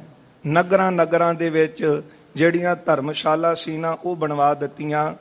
ਜਿਹੜੇ ਲੋਕ ਭੁੱਲੇ ਬੈਠੇ ਸਨ ਨਗਰ ਦੇ ਵਿੱਚ, ਜਿੱਥੇ ਵੀ ਸਤਿਗੁਰੂ ਜਾਂਦੇ ਉਹਨਾਂ ਨੂੰ ਧਰਮਸ਼ਾਲਾ ਖੋਲ੍ਹਣ ਦਾ ਉਪਦੇਸ਼ ਦਿੰਦੇ, ਦੋਵੇਂ ਸਮੇਂ ਸੰਗਤ ਕਰਨ ਦਾ ਉਪਦੇਸ਼ ਦਿੰਦੇ, ਲੋੜਵੰਦ ਦੀ ਸੇਵਾ ਕਰਨ ਦਾ ਉਪਦੇਸ਼ ਦਿੱਤਾ। ਸੇਵਾ ਕਰਕੇ ਜੀਵਨ ਸਫਲਾ ਕਰੋ ਤੇ ਸਿਮਰਨ ਕਰਕੇ ਹਿਰਦਾ ਪਵਿੱਤਰ ਹੋਵੇਗਾ। ਫਿਰ ਸੰਸਾਰ ਸਾਗਰ ਤੋਂ ਤਰ ਜਾਓਗੇ। ਜਿੱਥੇ ਵੀ ਗੁਰਦੇਵ ਗਏ ਹਨ ਨਗਰ ਨਗਰ ਦੇ ਵਿੱਚ ਧਰਮਸ਼ਾਲਾ ਖੋਲਣ ਦਾ ਉਪਦੇਸ਼ ਦਿੱਤਾ ਹੈ। ਨਾਮਦਾਨ ਦ੍ਰਿੜਾਏ। ਤੇ ਸਾਰਿਆਂ ਨੂੰ ਭੁੱਲਿਆ ਹੋਇਆਂ ਨੂੰ ਪ੍ਰਭੂ ਦਾ ਨਾਮ ਦ੍ਰਿੜ ਕਰਵਾਇਆ ਹੈ। ਤਬ ਕੀਨ ਦੇਸ਼ ਪਵਿੱਤਰ ਸਗਰੋ। ਸਾਰੇ ਹੀ ਦੇਸ਼ ਜਿੱਥੇ ਜਿੱਥੇ ਗੁਰਦੇਵ ਨੇ ਆਪਣੇ ਮੁਬਾਰਕ ਚਰਨ ਪਾਏ ਨੇ, ਕਿਹੜਾ ਇਲਾਕਾ ਰਹਿ ਗਿਆ, ਕਿਹੜਾ ਥਾਂ ਛੱਡਿਆ ਜਿੱਥੇ ਸਤਿਗੁਰੂ ਜੀ ਨੇ ਆਪਣਾ ਮੁਬਾਰਕ ਚਰਨ ਨਾ ਪਾਇਆ। ਜਿਨ੍ਹਾਂ ਭੁੱਲਿਆ ਹੋਇਆਂ ਨੂੰ ਸੁੱਕੇ ਹੋਏ ਹਿਰਦਿਆਂ ਦੇ ਵਿੱਚ ਨਾਮ ਰੂਪੀ ਪਾਣੀ ਨਹੀਂ ਲਾਇਆ। ਸੂਕੇ ਹਰੇ ਕੀਏ ਖਿਨ ਮਾਹੇ। ਸੁੱਕੇ ਹਿਰਦੇ ਜਿਹੜੇ ਸਨ ਨਾਮ ਦਾ ਜਲ ਛਿੜ ਕੇ ਹਿਰਦੇ ਹਰੇ ਕਰ ਦਿੱਤੇ। ਇਉਂ ਸਾਰਿਆਂ ਨੂੰ ਸਤਿਗੁਰੂ ਧੰਨ ਗੁਰੂ ਨਾਨਕ ਦੇਵ ਮਹਾਰਾਜ ਜੀ ਨੇ ਨਾਮ ਜਪਣ ਦਾ ਉਪਦੇਸ਼ ਦਿੱਤਾ। ਜਿੱਥੇ ਜਿੱਥੇ ਮਾਲਕ ਗਏ ਉਹ ਚਰਨ ਪੈਣ ਦੇ ਨਾਲ ਥਾਂ ਪਵਿੱਤਰ ਹੋਏ ਨੇ। ਲੱਗੇ ਕੀਰਤ ਗਾਨ। ਸਾਰੇ ਹੀ ਲੋਕ ਜਿਹੜੇ ਨੇ ਉਹ ਪ੍ਰਭੂ ਦੀ ਕੀਰਤੀ ਗਾਉਣ ਲਾ ਦਿੱਤੇ। ਜਿਹੜੇ ਸੱਜਣ ਠੱਗ ਵਰਗੇ, ਕੌਡੇ ਰਾਖਸ਼ ਵਰਗੇ, ਉਹਨਾਂ ਨੂੰ ਵੀ ਗੁਰਦੇਵ ਨੇ ਪ੍ਰਭੂ ਦੀ ਕੀਰਤੀ ਗਾਉਣ ਲਾ ਦਿੱਤਾ ਕਿ ਤੁਸੀਂ ਭਾਈ ਪਰਮੇਸ਼ਰ ਦਾ ਨਾਮ ਜਪੋ ਤੇ ਦੇਹੀ ਦੀ ਸਫਲਤਾ ਹੋਵੇਗੀ। ਸੁਭ ਚੱਲੀ ਰੀਤ ਪੁਨੀਤ ਸਿੱਖੀ। ਫਿਰ ਗੁਰੂ ਜੀ ਦਾ ਉਪਦੇਸ਼ ਲੈਣ ਵਾਲੇ ਜਿਹੜੇ ਸਨ ਤੇ ਉਹ ਗੁਰੂ ਜੀ ਦੇ ਜਿਹੜੇ ਬਚਨ ਕਮਾਉਣ ਵਾਲੇ ਸਨ, ਉਹਨਾਂ ਨੇ ਸ਼ੁਭ ਰੀਤੀ ਜਿਹੜੀ ਸੀ ਨਾ ਉਹ ਧਾਰਨ ਕੀਤੀ। ਤੇ ਜਿਹੜੀ ਸ਼ੁਭ ਰੀਤ ਚੱਲੀ ਕਿਹੜੀ? ਸਿੱਖੀ ਦੀ। ਸਿੱਖ ਦਾ ਅਰਥ ਕੀ ਹੈ? ਜਿਨ੍ਹਾਂ ਨੇ ਗੁਰੂ ਜੀ ਦੇ ਉਪਦੇਸ਼ ਨੂੰ ਸੁਣ ਕੇ ਕਮਾਇਆ ਹੈ ਤੇ ਉਹ ਸਿੱਖ ਬਣੇ ਹਨ। ਤੇ ਸੋਹਣੀ ਰੀਤ ਗੁਰਦੇਵ ਨੇ ਤੋਰੀ ਹੈ। ਕਿਉਂਕਿ ਜਿਹੜੇ ਲੋਕ ਧਰਮ ਦੇ ਨਾਂ ਦੇ ਉੱਤੇ ਪਖੰਡ ਕਰ ਰਹੇ ਸਨ, ਪਹਿਰਾਵੇ ਪਾ ਕੇ ਪਖੰਡ ਕਰਦੇ ਸਨ, ਲੋਕਾਂ ਨੂੰ ਭਰਮਾਂ ਦੇ ਵਿੱਚ ਪਖੰਡਾਂ ਦੇ ਵਿੱਚ ਪਾਉਂਦੇ ਸੀ। ਇਸ ਕਰਕੇ ਗੁਰਦੇਵ ਨੇ ਭਗਤੀ ਕਰਨ ਦੇ ਵਿੱਚ, ਨਾਮ ਜਪਣ ਦੇ ਵਿੱਚ, ਸਿਮਰਨ ਕਰਨ ਦੇ ਵਿੱਚ ਲਾ ਕੇ ਇਹ ਸ਼ੁਭ ਰੀਤ ਮਰਿਆਦਾ ਸਿੱਖੀ ਦੀ ਤੋਰੀ ਹੈ। ਸਤਿਗੁਰੂ ਕੁਰਬਾਨ। ਕਵੀ ਜੀ ਕਹਿੰਦੇ ਨੇ, ਸੰਗਤ ਜੀ ਮੈਂ ਐਸੇ ਸਤਿਗੁਰਾਂ ਤੋਂ ਕੁਰਬਾਨ ਜਾਨਾ, ਬਲਿਹਾਰ ਜਾਨਾ। ਤੁਸੀਂ ਸਾਰੇ ਵੀ ਐਸੇ ਸਤਿਗੁਰਾਂ ਤੋਂ ਕੁਰਬਾਨ ਜਾਓ, ਕੁਰਬਾਨ ਜਾਈਏ ਐਸੇ ਸਤਿਗੁਰਾਂ ਤੋਂ ਜਿਨ੍ਹਾਂ ਨੇ ਇੰਨਾ ਵੱਡਾ ਪਰਉਪਕਾਰ ਕੀਤਾ ਹੈ। ਸਾਨੂੰ ਭੁੱਲਿਆਂ ਨੂੰ ਸਿੱਧੇ ਰਸਤੇ ਪਾਇਆ, ਸਿੱਧੇ ਮਾਰਗ ਦੇ ਉੱਤੇ ਤੋਰ ਕਰਕੇ ਸਾਨੂੰ ਜੀਵਨ ਦੀ ਜਿਹੜੀ ਅਸਲ ਜੁਗਤ ਸੀ ਉਹ ਸਿਖਾ ਦਿੱਤੀ ਕਿ ਕਿਸ ਤਰ੍ਹਾਂ ਜੀਵਨ ਜਿਉਣਾ ਹੈ। ਇਹ ਗੁਰੂ ਨਾਨਕ ਦੇਵ ਸਾਹਿਬ ਸੱਚੇ ਪਾਤਸ਼ਾਹ ਜੀ ਨੇ ਸਾਨੂੰ ਸਿਖਾਇਆ ਹੈ। ਇਉਂ ਮਹਾਰਾਜ ਸੱਚੇ ਪਾਤਸ਼ਾਹ ਤੋਂ ਕੁਰਬਾਨ ਜਾਈਏ। ਨਰ ਕਰਹਿ ਕੀਰਤ ਪ੍ਰੀਤ ਜੁਤ। ਜਿਨ੍ਹਾਂ ਨੂੰ ਉਪਦੇਸ਼ ਦਿੱਤਾ ਹੈ ਉਹ ਪ੍ਰੇਮ ਦੇ ਨਾਲ ਪ੍ਰਭੂ ਦੀ ਕੀਰਤੀ ਗਾਉਣ ਲੱਗੇ ਨੇ। ਉਰ ਧਰੀ ਸਰਦਾ ਨਾਮ। ਤੇ ਸਾਰਿਆਂ ਨੇ ਸ਼ਰਧਾ ਦੇ ਨਾਲ ਪ੍ਰਭੂ ਦਾ ਨਾਮ ਆਪਣੇ ਹਿਰਦੇ ਵਿੱਚ ਧਾਰਨ ਕੀਤਾ ਹੈ। ਬਰ ਪਰਮ ਦਾ ਅਪਵਰਗ ਸੁਮ ਮਰਨ। ਤੇ ਇਸ ਤਰ੍ਹਾਂ ਸਤਿਗੁਰੂ ਧੰਨ ਗੁਰੂ ਨਾਨਕ ਦੇਵ ਮਹਾਰਾਜ ਜੀ ਨੇ ਇਹਨਾਂ ਨੂੰ ਸ਼ੁਭ ਜਿਹੜਾ ਉਪਦੇਸ਼ ਦਿੱਤਾ, ਚੰਗੇ ਵਰ ਦਿੱਤੇ ਹਨ। ਧਰਮ ਅਰਥ ਹੈ ਕਾਮ। ਧਰਮ ਅਰਥ ਹੈ ਕਾਮ। ਜਿਨ੍ਹਾਂ ਨੇ ਗੁਰੂ ਜੀ ਦੇ ਬਚਨ ਨੂੰ ਮੰਨਿਆ ਉਹਨਾਂ ਨੂੰ ਧਰਮ, ਅਰਥ, ਕਾਮ ਤੇ ਮੋਖ ਦੀ ਪ੍ਰਾਪਤੀ ਹੋਈ। ਧਰਮ ਦੇ ਵਿੱਚ ਉਹ ਪਰਪੱਕ ਹੋ ਗਏ। ਮਨ ਚਾਹੇ ਫਲ ਜਿਹੜੇ ਸੀ ਨਾ, ਉਹਨਾਂ ਨੂੰ ਫਿਰ ਲੈਣ ਵਾਸਤੇ ਹੋਰ ਕਿਤੇ ਜਾਣ ਦੀ ਲੋੜ ਨਹੀਂ ਪੈਂਦੀ। ਜਿਹੜਾ ਇੱਕ ਵਾਰ ਚੱਲ ਕੇ ਗੁਰੂ ਨਾਨਕ ਸਾਹਿਬ ਜੀ ਦੀ ਸ਼ਰਨ ਵਿੱਚ ਆ ਜਾਵੇ, ਮਨ ਕਰਕੇ ਚੱਲ ਕੇ ਆਵੇ ਗੁਰੂ ਦੀ ਸ਼ਰਨ ਦੇ ਵਿੱਚ, ਫਿਰ ਤੂੰ ਮੇਰੋ ਮੇਰ ਪਰਬਤ ਸੁਆਮੀ ਓਟ ਗਹੀ ਮੈਂ ਤੇਰੀ, ਨਾ ਤੁਮ ਡੋਲਹੁ ਨਾ ਹਮ ਗਿਰਤੇ ਰੱਖ ਲੀਨੀ ਹਰ ਮੇਰੀ। ਫਿਰ ਉਹਨੂੰ ਕਿਤੇ ਹੋਰ ਜਾਣ ਦੀ ਲੋੜ ਨਹੀਂ। ਜਿਸ ਤਰ੍ਹਾਂ ਬਾਬਾ ਆਦਮ ਜੀ ਹਰ ਪਾਸੇ ਗਏ, ਜਦ ਥੱਕ ਗਏ ਤੇ ਫਿਰ ਗੁਰੂ ਰਾਮਦਾਸ ਮਹਾਰਾਜ ਜੀ ਦੀ ਸ਼ਰਨ ਵਿੱਚ ਆਏ ਤੇ ਫਿਰ ਗੁਰੂ ਸਾਹਿਬ ਨੇ ਐਸੀ ਰਹਿਮਤ ਕੀਤੀ ਕਿ ਸੁੱਕੇ ਹੋਏ ਰੁੱਖਾਂ ਨੂੰ ਵੀ ਫਲ ਲਾ ਦਿੱਤੇ। 70 ਸਾਲ ਤੋਂ ਵੱਧ ਉਮਰ ਹੋ ਚੁੱਕੀ ਸੀ ਬਾਬਾ ਆਦਮ ਜੀ ਦੀ। ਪੁੱਛੋ ਦੇ ਰਹਿਣ ਵਾਲੇ ਸਨ, ਬਠਿੰਡੇ ਦੇ, ਤੇ ਘਰ ਵਿੱਚ ਕੋਈ ਸੰਤਾਨ ਨਹੀਂ ਸੀ। ਪਹਿਲਾਂ ਬੜੇ ਯਤਨ ਕੀਤੇ ਪਰ ਕਿਤੋਂ ਵੀ ਫਲ ਦੀ ਪ੍ਰਾਪਤੀ ਨਾ ਹੋਈ ਤੇ ਸਿੱਖ ਨੇ ਦੱਸ ਪਾਈ ਸੀ ਕਿ ਸੋਢੀ ਸੁਲਤਾਨ ਧੰਨ ਗੁਰੂ ਰਾਮਦਾਸ ਮਹਾਰਾਜ ਜੀ ਦੀ ਸ਼ਰਨ ਵਿੱਚ ਜਾ ਜਾ ਕੇ ਸੇਵਾ ਕਰ। ਜਦੋਂ ਉਹਨੇ ਸਿੱਧੇ ਰਸਤੇ ਪਾ ਦਿੱਤਾ, ਫਿਰ ਸੋਚਿਆ ਕਿ ਹੁਣ ਉਮਰ ਤਾਂ ਇੰਨੀ ਬੀਤ ਚੁੱਕੀ ਹੈ। ਆਪਣੀ ਘਰਵਾਲੀ ਦੀ ਆਪਣੀ ਉਮਰ ਦੇਖ ਕੇ ਸੋਚਦੇ ਨੇ ਕਿ ਚਲੋ ਹੁਣ ਪੂਰੇ ਗੁਰੂ ਦੀ ਸ਼ਰਨ ਵਿੱਚ ਚਲੀਏ, ਉੱਥੇ ਜਾ ਕੇ ਸੇਵਾ ਕੀਤੀ ਥਾਂ ਪਵੇਗੀ ਜਿਹਦੇ ਨਾਲ ਲੋਕ ਸਫਲਾ ਵੀ ਹੈ ਤੇ ਪਰਲੋਕ ਵੀ ਸਫਲਾ ਹੈ। ਇਹ ਸੋਚ ਕੇ ਸੇਵਾ ਕਰਨ ਗੁਰੂ ਦਰਬਾਰ ਵਿੱਚ ਆਏ ਸੀ। ਪਰ ਗੁਰੂ ਰਾਮਦਾਸ ਜੀ ਨੇ ਐਸੇ ਭਾਗ ਲਾਏ, ਜਦੋਂ ਸਮਾਂ ਆਇਆ ਤੇ ਗੁਰੂ ਸਾਹਿਬ ਜੀ ਨੇ ਬੁਲਾ ਕੇ ਪੁੱਛਿਆ ਸੀ ਕਿ ਕਿਹੜੀ ਭਾਵਨਾ ਲੈ ਕੇ ਆਏ ਹੋ। ਤੇ ਬਾਬਾ ਆਦਮ ਜੀ ਦੇ ਹੱਥ ਜੁੜ ਕੇ ਆਪਣੀ ਉਮਰ ਵੱਲ ਦੇਖਦੇ ਸਨ, ਚਿੱਟਾ ਦਾੜਾ, ਤੇ ਕਹਿਣ ਲੱਗੇ ਸਤਿਗੁਰੂ ਸਿੱਖੀ ਦੀ ਦਾਤ ਝੋਲੀ ਪਾਓ। ਮਹਾਰਾਜ ਕਹਿਣ ਲੱਗੇ ਗੁਰੂ ਨਾਨਕ ਸਾਹਿਬ ਜੀ ਦੀ ਸ਼ਰਨ ਵਿੱਚ ਆਏ ਹੋ, ਪਹਿਲਾਂ ਮਨ ਦੀ ਆਸ ਪੂਰੀ ਹੋਵੇਗੀ ਤੇ ਸਿੱਖੀ ਤੇ ਤੁਹਾਨੂੰ ਮਿਲੀ ਹੈ, ਇਹਦੇ ਵਿੱਚ ਵੀ ਤੁਸੀਂ ਪਰਪੱਕ ਹੋਵੋਗੇ। ਦੂਜਾ ਦਿਨ, ਤੀਜੇ ਦਿਨ ਘਰ ਵਾਲੀ ਨਾਲ ਚੱਲ ਕੇ ਆ ਗਈ ਤੇ ਆ ਕੇ ਬੇਨਤੀ ਕਰਨ ਲੱਗੀ, ਸੱਚੇ ਪਾਤਸ਼ਾਹ ਪੁੱਤਰ ਦੀ ਇੱਛਾ ਲੈ ਕੇ ਤੁਹਾਡੀ ਸ਼ਰਨ ਚ ਆਏ ਸੀ। ਸੋਢੀ ਸੁਲਤਾਨ ਸਤਿਗੁਰੂ ਧੰਨ ਗੁਰੂ ਰਾਮਦਾਸ ਮਹਾਰਾਜ ਕੁਝ ਵਕਤ ਸਤਿਗੁਰੂ ਚੁੱਪ ਰਹੇ।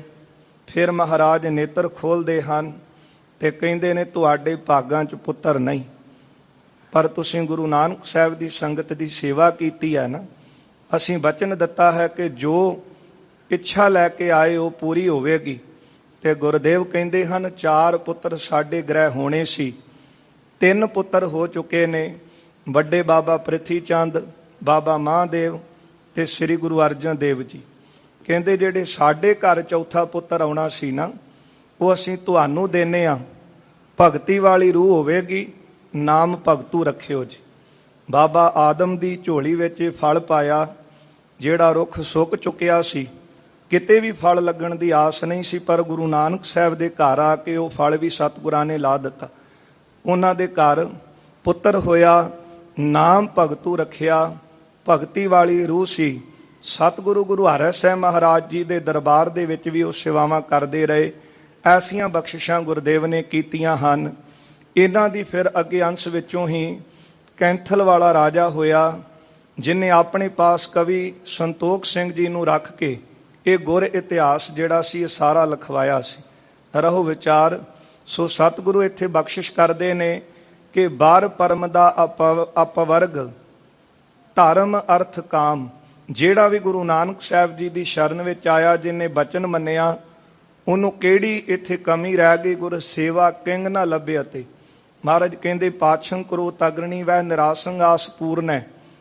ਇੱਥੇ ਪਿੱਛੇ ਚੱਲਣ ਵਾਲੇ ਗੁਰਦੇਵ ਨੇ ਆਗੂ ਕਰ ਦਿੱਤੇ, ਜਿਨ੍ਹਾਂ ਦੀ ਆਸ ਕਿਤੇ ਨਹੀਂ ਸੀ ਪੂਰੀ ਹੁੰਦੀ, ਉਹਨਾਂ ਨੂੰ ਇੱਥੇ ਆ ਕੇ ਫਲ ਲੱਗੇ ਹਨ। ਨਿਰਧਨ ਪਯੰ ਧਨਵੰਤ ਹੈ। ਜਿਹੜੇ ਕੰਗਾਲ ਸਨ ਉਹ ਗੁਰਦੇਵ ਨੇ ਬਾਦਸ਼ਾਹ ਕਰ ਦਿੱਤੇ। ਨਿਰਧਨ ਪਯੰ ਧਨਵੰਤ ਹੈ। ਰੋਗੀਆਂ ਰੋਗ ਖੰਡਨ ਹੈ। ਰੋਜ਼ਾਨਾ ਹੀ ਆਪਾਂ ਦੇਖਦੇ ਹਾਂ ਗੁਰੂ ਰਾਮਦਾਸ ਜੀ ਦੇ ਦਰਬਾਰ ਦੇ ਵਿੱਚ ਅਨੇਕਾਂ ਹੀ ਐਸੇ ਰੋਗੀ ਨੇ ਜਿਨ੍ਹਾਂ ਦੇ ਰੋਗ ਲਾ ਇਲਾਜ ਹੋ ਚੁੱਕੇ ਸਨ, ਪਰ ਜਦੋਂ ਇੱਥੇ ਬਖਸ਼ਿਸ਼ ਝੋਲੀ ਪਈ ਹੈ ਨਾ, ਤੇ ਫਿਰ ਡਾਕਟਰਾਂ ਦੇ ਵੀ ਜਿਹੜੇ ਸਿਰ ਉਹ ਝੁਕਦੇ ਨੇ ਸਤਿਗੁਰਾਂ ਦੇ ਦਰਬਾਰ ਵੱਲ। ਜਦੋਂ ਟੈਸਟ ਕੀਤੇ ਤੇ ਰਿਪੋਰਟਾਂ ਵੀ ਨੈਗੇਟਿਵ ਆਉਂਦੀਆਂ ਰਹੀ, ਕਿਉਂਕਿ ਮਾਲਕ ਦੇ ਹੱਥ ਵਿੱਚ ਸਭ ਕੁਝ ਹੈ। ਖੇਤੀ ਬੀਜੀ ਦੀ ਹੈ ਤੇ ਉਹਨੂੰ ਉੱਗਣ ਵਿੱਚ ਸਮਾਂ ਲੱਗਦਾ ਹੈ। ਪਰ ਕੱਲ ਆਪਾਂ ਇਹ ਪ੍ਰਸੰਗ ਸਰਵਣ ਕੀਤਾ ਹੈ ਕਿ ਗੁਰੂ ਨਾਨਕ ਸਾਹਿਬ ਮਹਾਰਾਜ ਜੀ ਨੇ ਰਹਿਮਤ ਕੀਤੀ। ਉਹ ਖੇਤ ਬੀਜ ਕੇ ਜਾਂਦਾ ਹੈ ਤੇ ਅਗਲੇ ਦਿਨ ਆ ਕੇ ਦੇਖਦਾ ਹੈ ਕਿ ਖੇਤ ਹਰੇ ਹੋਏ। ਇਹ ਬਖਸ਼ਿਸ਼ਾਂ ਸਤਿਗੁਰੂ ਜੀ ਦੇ ਹੱਥ ਦੇ ਵਿੱਚ ਹਨ। ਇੱਥੇ ਕਵੀ ਜੀ ਕਹਿੰਦੇ ਨੇ ਕਿ ਧਰਮ ਅਰਥ ਕਾਮ ਮੁੱਖ ਹੈ। ਕਿਹੜੀ ਵਸਤੂ ਇੱਥੇ ਨਹੀਂ ਮਿਲਦੀ? ਧਰਮ ਵਿੱਚ ਪਰਪੱਕਤਾ। ਇੱਥੇ ਮਨ ਚਾਹੇ ਫਲ ਝੋਲੀ ਪੈਂਦੇ ਹਨ। 4 ਪ੍ਰਕਾਰ ਦੀਆਂ ਮੁਕਤੀਆਂ ਮਿਲਦੀਆਂ ਹਨ ਅਤੇ ਕਿਸੇ ਪ੍ਰਕਾਰ ਦੀ ਵਸਤੂ ਦੀ ਤੋਟ ਨਹੀਂ ਰਹਿ ਜਾਂਦੀ। ਜਿਸ ਨਾਮ ਤੇ ਸੁਖ ਧਾਮ ਪ੍ਰਾਪਤ। ਕਵੀ ਜੀ ਕਹਿੰਦੇ ਹਨ ਜਿਸ ਨਾਮ ਤੇ ਸੁਖ ਧਾਮ ਪ੍ਰਾਪਤ। ਪਰ ਇਹ ਸਾਰਾ ਕੁਝ ਸੁਖ ਘਰ ਵਿੱਚ ਆਉਂਦਾ ਉਦੋਂ ਹੈ ਜਦੋਂ ਸਿੱਖ ਨਾਮ ਦੀ ਟੇਕ ਲੈਂਦਾ ਹੈ, ਜਦੋਂ ਨਾਮ ਦਾ ਆਸਰਾ ਲੈਂਦਾ ਹੈ। ਮੈਂ ਗੁਰਬਾਣੀ ਆਧਾਰ ਹੈ, ਗੁਰਬਾਣੀ ਲਾਗ ਰਹਾਓ। ਨਾਮ ਦੀ ਟੇਕ ਲੈਣ ਦੇ ਨਾਲ ਸਾਰੇ ਘਰ ਵਿੱਚ ਸੁਖ ਪ੍ਰਾਪਤ ਹੁੰਦੇ ਹਨ। ਤਰੇ ਪਤਿਤ ਅਨੇਕ। ਕਹਿੰਦੇ ਨਾਮ ਦੇ ਨਾਲ ਸਾਰੇ ਸੁਖ ਤਾਂ ਝੋਲੀ 'ਚ ਪੈਂਦੇ ਨੇ, ਪਰ ਨਾਮ ਵਿੱਚ ਇੰਨੀ ਤਾਕਤ ਹੈ। ਤਰੇ ਪਤਿਤ ਅਨੇਕ। ਨਾਮ ਨੂੰ ਜਪ ਕੇ ਤਾਂ ਅਨੇਕਾਂ ਹੀ ਪਤਿਤ ਤਰ ਗਏ। ਕੌਣ ਕੋ ਕਲੰਕ ਰਹਿਓ ਰਾਮ ਨਾਮ ਲੇਤ ਹੀ ਪਤਿਤ ਪਵਿੱਤ ਭਏ। ਰਾਮ ਕਹਿਤ ਹੀ ਪ੍ਰਭ ਕੈ ਸਿਮਰਨ। ਮਹਾਰਾਜ ਕਹਿੰਦੇ ਹਨ ਕਿ ਪ੍ਰਭੂ ਦੇ ਸਿਮਰਨ ਕੀਤਿਆਂ ਸਾਰਾ ਕੁਝ ਝੋਲੀ ਵਿੱਚ ਪੈਂਦਾ ਹੈ। ਇੱਥੇ ਇਹ ਬਖਸ਼ਿਸ਼ ਕਰਦੇ ਹਨ ਕਿ ਨਾਮ ਦੇ ਨਾਲ ਘਰ 'ਚ ਸੁੱਖ ਆਉਂਦੇ ਨੇ। ਅਨੇਕਾਂ ਹੀ ਪਤਿਤ ਤਰ ਗਏ ਹਨ। ਜੋ ਗਿਆਨ ਸ਼ੋਨੀ ਨਾਗ ਸਦਨਾ। ਕਹਿੰਦੇ ਜਿੰਨੇ ਵੀ ਇਸੇ ਪ੍ਰਕਾਰ ਆਕਾਸ਼ ਹੈ, ਪ੍ਰਿਥਵੀ ਹੈ ਅਤੇ ਪਤਾਲ ਲੋਕ ਹਨ। ਬ੍ਰਹਮ ਅੰਡਹਿ ਟੇਕ। ਅਤੇ ਸਾਰੇ ਬ੍ਰਹਿਮੰਡ ਦੀ ਟੇਕ ਕੀ ਹੈ? ਆਸਰਾ ਕੀ ਹੈ? ਇੱਕ ਨਾਮ ਹੀ ਆਸਰਾ ਹੈ ਨਾ। ਤਾਈਓ ਗੁਰਦੇਵ ਨੇ ਬਖਸ਼ਿਸ਼ ਕੀਤੀ ਹੈ, ਸਿਮਰੋ ਸਿਮਰ ਸਿਮਰ ਸੁਖ ਪਾਵੋ, ਕਲ ਕਲੇਸ਼ ਤਨ ਮਾਹੇ ਮਿਟਾਵੋ। ਸਿਮਰੋ ਜਾਸ ਬਿਸੰਪਰ ਏਕੈ, ਨਾਮ ਜਪਤਾ ਗੰਤ ਅਨੇਕੈ। ਵੇਦ ਪੁਰਾਨ ਸਿਮਰਤ ਸੁਧਾਖਿਰ, ਕੀਨੇ ਰਾਮ ਨਾਮ ਇੱਕ ਆਖਿਰ। ਗੁਰ ਕਾ ਬਚਨ ਜਿਨ੍ਹਾਂ ਦੇ ਹਿਰਦੇ ਵਿੱਚ ਵਸ ਗਿਆ, ਜਿਨ੍ਹਾਂ ਨੇ ਨਾਮ ਦੀ ਕਮਾਈ ਕੀਤੀ ਹੈ, ਉਹਨਾਂ ਦੇ ਘਰ ਸਾਰੇ ਸੁੱਖ ਆ ਜਾਂਦੇ ਨੇ। ਕਿਉਂਕਿ ਪਤਾਲ ਦੀ, ਆਕਾਸ਼ ਦੀ, ਧਰਤੀ ਦੀ, ਸਾਰੇ ਬ੍ਰਹਿਮੰਡ ਦੀ ਟੇਕ ਇੱਕ ਨਾਮ ਹੈ। ਕੀਤਾ ਪਸਾਓ ਏਕੋ ਕਵਾਓ, ਤਿਸਤੇ ਹੋਏ ਲੱਖ ਦਰਿਆਓ। ਨਾਮ ਕੇ ਤਾਰੇ ਸਗਲੇ ਜੰਤ। ਨਾਮ ਕੇ ਤਾਰੇ ਖੰਡ ਬ੍ਰਹਿਮੰਡ। ਨਾਮ ਕੇ ਤਾਰੇ ਆਗਾਸ ਪਾਤਾਲ। ਇਹ ਸਾਰਾ ਕੁਝ ਤਾਂ ਨਾਮ ਦੇ ਆਸਰੇ ਦੇ ਵਿੱਚ ਹੈ ਨਾ। ਤੇ ਜੇ ਇਹ ਸਾਰਾ ਕੁਝ ਨਾਮ ਦੇ ਆਸਰੇ 'ਚ ਹੈ, ਫਿਰ ਕਿਉਂ ਆਪਾਂ ਨਾਮ ਨੂੰ ਭੁਲਾਈਏ? ਸਾਰਾ ਕੁਝ ਘਰ ਵਿੱਚ ਆ ਜਾਂਦਾ ਹੈ, ਸਾਰੇ ਸੁੱਖ ਪ੍ਰਾਪਤ ਹੋ ਜਾਂਦੇ ਹਨ ਜੇ ਨਾਮ ਦੀ ਟੇਕ ਲਈਏ ਤਾਂ। ਤੇਹ ਕੋ ਮੁਨਾਫਕ ਨਾਮ ਪੂਰਬ। ਜਿਹੜੇ ਨਗਰ ਵਿੱਚ ਸਤਿਗੁਰੂ ਆਏ ਸਨ, ਇਹ ਨਗਰ ਦਾ ਨਾਮ ਪਹਿਲਾਂ ਮੁਨਾਫਕ ਦੇਸ਼ ਸੀ। ਫਿਰ ਸਤਿਗੁਰੂ ਦੀਨ। ਸਤਿਗੁਰੂ ਜੀ ਨੇ ਇਸ ਨਗਰ ਦਾ ਫਿਰ ਨਾਮ ਬਦਲਿਆ ਹੈ। ਪੁਨ ਦੇਸ਼ ਸਵਾਲਿਓ ਰਾਖਿਓ। ਇਸ ਦੇਸ਼ ਦਾ ਨਾਮ ਸਵਾਲਿਓ ਰੱਖਿਆ ਹੈ। ਕਰ ਰੀਤ ਰੁਚਿਰ ਨਵੀਨ। ਕਿਉਂਕਿ ਇਹ ਦੇਸ਼ ਦੀ ਜਿਹੜੀ ਰੀਤੀ ਸੀ ਨਾ, ਉਹੀ ਗੁਰਦੇਵ ਨੇ ਨਵੀਂ ਕਰ ਦਿੱਤੀ। ਪਹਿਲੇ ਲੋਕ ਕੇਵਲ ਇੱਕ ਰਾਜੇ ਕੋਲ ਜਾਂਦੇ ਸੀ ਤੇ ਰਾਜਾ ਕੱਲਾ ਇੱਕ ਦੇਵਤੇ ਦਾ ਉਪਾਸ਼ਕ ਸੀ। ਤੇ ਉਹ ਦੇਵਤੇ ਬਾਰੇ ਬਾਣੀ ਵਿੱਚ ਆਪਾਂ ਪੜ੍ਹਦੇ ਹਾਂ, ਗੌਤਮ ਤਪਾ ਅਹਿਲਿਆ ਇਸਤਰੀ ਤਿਸ ਦੇਖ ਇੰਦਰ ਲੁਭਾਇਆ। ਸਹਿਸ ਸਰੀਰ ਚਿਹਨ ਪਗ ਹੋਏ ਤਾਂ ਮਨ ਪਛੋਤਾਇਆ। ਜਿਹਦਾ ਭੁੱਲ ਕਰਕੇ ਮਨ ਪਛਤਾਇਆ ਹੈ, ਤੇ ਫਿਰ ਜੇ ਉਹਨੂੰ ਰੱਬ ਮੰਨਾਂਗੇ ਤੇ ਕਿੱਡੀ ਕੁ ਸਮਝਦਾਰੀ ਹੋਵੇਗੀ। ਇਸ ਲਈ ਗੁਰਦੇਵ ਨੇ ਇੱਥੇ ਇੱਕ ਨਵੀਂ ਰੀਤੀ ਤੋਰ ਦਿੱਤੀ ਹੈ ਕਿ ਜਿਹੜਾ ਸਾਰੇ ਦੇਵਤਿਆਂ ਦਾ ਆਸਰਾ, ਬ੍ਰਹਿਮੰਡ ਦਾ ਆਸਰਾ, ਸ੍ਰਿਸ਼ਟੀ ਦਾ ਆਸਰਾ, ਪਤਾਲ ਆਕਾਸ਼ ਦਾ ਆਸਰਾ ਇੱਕ ਪ੍ਰਭੂ ਹੈ। ਤੁਸੀਂ ਕਿਉਂ ਨਹੀਂ ਸਾਰਿਆਂ ਨੂੰ ਛੱਡ ਕੇ ਇੱਕ ਮਾਲਕ ਦੇ ਨਾਲ ਜੁੜਦੇ? ਏਕੋ ਓੰਕਾਰ, ਏਕੋ ਹੈ ਭਾਈ, ਏਕੋ ਹੈ ਸਾਹਿਬ ਮੇਰਾ, ਏਕੋ ਹੈ ਜਿਹੜਾ ਸਾਰਿਆਂ ਨੂੰ ਪੈਦਾ ਕਰਨ ਵਾਲਾ ਹੈ। ਜੇ ਇੱਕ ਦੇਵਤੇ ਦੀ ਉਪਾਸਨਾ ਕਰੋਗੇ ਉਹ ਤਾਂ ਕੇਵਲ ਇੱਕ ਜਗ੍ਹਾ ਦੇ ਵਿੱਚ ਹੈ, ਉਹਨੂੰ ਕੁਝ ਕੁ ਲੋਕ ਜਾਣਦੇ ਨੇ, ਪਰ ਮਹਾਰਾਜ ਕਹਿੰਦੇ ਉਹ ਪ੍ਰਭੂ ਮਾਲਕ ਜਿਹਦੇ ਬਾਰੇ ਤੁਹਾਨੂੰ ਦੱਸ ਰਹੇ ਹਨ ਉਹ ਸਾਰੀ ਸ੍ਰਿਸ਼ਟੀ ਦਾ ਹੀ ਆਸਰਾ ਹੈ, ਉਹਨੂੰ ਸਾਰੇ ਹੀ ਜਾਣਦੇ ਨੇ। ਉਹਦਾ ਨਾਮ ਕਿਤੇ ਲੁਕਿਆ ਹੋਇਆ ਨਹੀਂ, ਉਹਦਾ ਨਾਮ ਪ੍ਰਸਿੱਧ ਹੈ।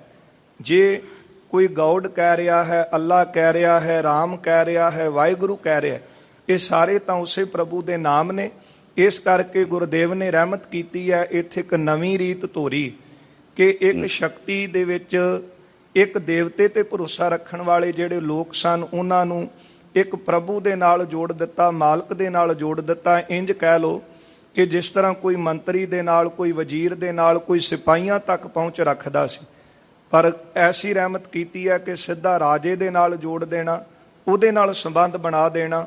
ਉਹਦੇ ਬਾਰੇ ਸਤਿਗੁਰੂ ਜੀ ਨੇ ਦਰਸਾਇਆ, ਇੱਕ ਪ੍ਰਭੂ ਦੇ ਨਾਲ ਜੋੜ ਕੇ ਨਵੀਂ ਰੀਤ ਨਗਰ ਵਿੱਚ ਚਲਾਈ ਹੈ। ਇਸ ਭਾਂਤ ਕਰਿ ਉਪਕਾਰ ਤਿਨ ਪਰ, ਇਹ ਉਪਕਾਰ ਬਹੁਤ ਵੱਡਾ ਸਤਿਗੁਰੂ ਜੀ ਨੇ ਇਹਨਾਂ ਤੇ ਕੀਤਾ ਹੈ। ਚਲਨ ਮਨ ਸਾਕੀਨਾ, ਸਤਿਗੁਰੂ ਜੀ ਇਸ ਨਗਰ ਤੋਂ ਚੱਲਣ ਦੀ ਇੱਛਾ ਕਰਦੇ ਹਨ। ਭਵ ਸੇਤ ਕੀਰਤ ਕਰਨਾ ਧਰਨੀ, ਜਿਨ੍ਹਾਂ ਸਤਿਗੁਰਾਂ ਨੇ ਇਸ ਧਰਤੀ ਦੇ ਉੱਤੇ ਨਾ ਜੀਵਾਂ ਨੂੰ ਸੰਸਾਰ ਸਾਗਰ ਤੋਂ ਤਾਰਨ ਵਾਸਤੇ, ਸਾਡੇ ਵਰਗਿਆਂ ਦੇ ਉਧਾਰ ਵਾਸਤੇ ਸਤਿਗੁਰੂ ਜੀ ਨੇ ਇਸ ਸੰਸਾਰ ਦੇ ਵਿੱਚ ਭਗਤੀ ਦਾ ਪੁਲ ਬੰਨ੍ਹ ਦਿੱਤਾ। ਮਾਨੋ ਕਿ ਸੰਸਾਰ ਇੱਕ ਬਹੁਤ ਵੱਡਾ ਸਮੁੰਦਰ ਹੈ ਤੇ ਇਹ ਸਮੁੰਦਰ ਦੇ ਵਿੱਚ ਬੜੇ ਜ਼ਿਆਦਾ ਭਿਆਨਕ ਜਿਹੜੇ ਜੀਵ ਹਨ ਉਹ ਰਹਿ ਰਹੇ ਨੇ, ਤੇ ਜਿਹੜਾ ਸਮੁੰਦਰ ਵਿੱਚ ਡਿੱਗੇਗਾ ਉਹ ਜਿਹੜੇ ਸਮੁੰਦਰੀ ਜੀਵ ਹਨ, ਪਾਣੀ ਦੇ ਜੀਵ, ਉਹਨੂੰ ਆਪਣਾ ਭੋਜਨ ਬਣਾ ਲੈਣਗੇ। ਤੇ ਗੁਰਦੇਵ ਕਹਿੰਦੇ ਸਾਡੇ ਦੇਖਦਿਆਂ ਦੇਖਦਿਆਂ ਬੜੇ ਚਤੁਰ, ਸਿਆਣੇ, ਵੱਡੇ ਵੱਡੇ ਧਨਾੜ ਪੁਰਸ਼ ਵੀ ਇਸ ਸੰਸਾਰ ਸਮੁੰਦਰ ਵਿੱਚ ਡੁੱਬ ਗਏ, ਜਿਨ੍ਹਾਂ ਨੂੰ ਕਾਮ ਨੇ, ਕ੍ਰੋਧ ਨੇ, ਲੋਭ ਨੇ, ਮੋਹ ਨੇ, ਅਹੰਕਾਰ ਨੇ ਖਾਧਾ ਹੈ। ਪਰ ਤਰਸ ਆਇਆ ਸਤਿਗੁਰਾਂ ਨੂੰ, ਪਰਉਪਕਾਰ ਵੱਡਾ ਕੀਤਾ ਇਸ ਸੰਸਾਰ ਸਮੁੰਦਰ ਤੋਂ ਤਾਰਨ ਵਾਸਤੇ। ਜਿਸ ਤਰ੍ਹਾਂ ਗੁਰਮੁਖ ਬਾਂਧੇ ਉਹ ਸੇਤ ਵਿਧਾਤਾ ਹੈ, ਜਿਸ ਤਰ੍ਹਾਂ ਸ਼੍ਰੀ ਰਾਮ ਜੀ ਨੇ ਪੁਲ ਬੰਨਿਆ ਸੀ ਨਾ ਸਮੁੰਦਰ ਦੇ ਉੱਤੇ, ਗੁਰਦੇਵ ਨੇ ਐਸੀ ਰਹਿਮਤ ਕੀਤੀ ਹੈ ਸੰਸਾਰ ਸਮੁੰਦਰ ਤੋਂ ਤਾਰਨ ਵਾਸਤੇ, ਐਸੀ ਬਖਸ਼ਿਸ਼ ਕੀਤੀ ਕਿ ਭਗਤੀ ਦਾ ਪੁਲ ਬੰਨ੍ਹ ਦਿੱਤਾ। ਵਾਹਿਗੁਰੂ ਨਾਮ ਜਹਾਜ਼ ਹੈ, ਚੜੇ ਸੋ ਤਰੈ ਪਾਰ, ਜੋ ਸ਼ਰਧਾ ਕਰ ਸੇਵ ਦੇ ਗੁਰ ਪਾਰ ਉਤਾਰਨਹਾਰ। ਇਸ ਜਹਾਜ਼ ਦੇ ਮਲਾ ਸਤਿਗੁਰੂ ਆਪ ਨੇ, ਜਿਹੜਾ ਸ਼ਬਦ ਰੂਪੀ ਜਹਾਜ਼ ਤੇ ਆਪਣੀ ਸੁਰਤ ਨੂੰ ਚੜਾਵੇਗਾ, ਗੁਰ ਦੇ ਮਲਾਹ ਬਣ ਕਰਕੇ ਸੰਸਾਰ ਸਾਗਰ ਤੋਂ ਪਾਰ ਕਰ ਦੇਣਗੇ। ਜਾਹੇ ਸਿੱਖ ਸੁਖ ਦੀਨ, ਤੇ ਜਿਨ੍ਹਾਂ ਸਤਿਗੁਰਾਂ ਨੇ ਸੰਸਾਰ ਸਾਗਰ ਤੋਂ ਤਾਰਨ ਵਾਸਤੇ ਭਗਤੀ ਦਾ ਪੁਲ ਬੰਨਿਆ ਸਿੱਖਾਂ ਨੂੰ ਸੁਖ ਦੇਣ ਲਈ, ਕਰ ਭੂਪ ਪਰਜਾ ਪਰ ਖੁਸ਼ੀ। ਜਿਹੜਾ ਇਸ ਨਗਰ ਦਾ ਰਾਜਾ ਸੀ, ਇਹ ਜਿਹੜੀ ਪ੍ਰਜਾ ਸੀ, ਇਹਨਾਂ ਉੱਤੇ ਗੁਰਦੇਵ ਨੇ ਬੜੀ ਖੁਸ਼ੀ ਕੀਤੀ। ਇਹ ਸੁਭਾਅ ਹੈ ਗੁਰੂ ਦਾ, ਮਾਂ ਵਰਗਾ, ਕਿ ਲੱਖ ਅਪਰਾਧ ਵੀ ਪੁੱਤਰ ਕਰੇ ਤੇ ਉਹ ਫਿਰ ਬਖਸ਼ ਦਿੰਦੀ ਹੈ। ਸੁਤ ਅਪਰਾਧ ਕਰਤ ਹੈ ਜੇਤੇ, ਜਨਨੀ ਚੀਤ ਨ ਰਾਖਸ ਤੇਤੇ।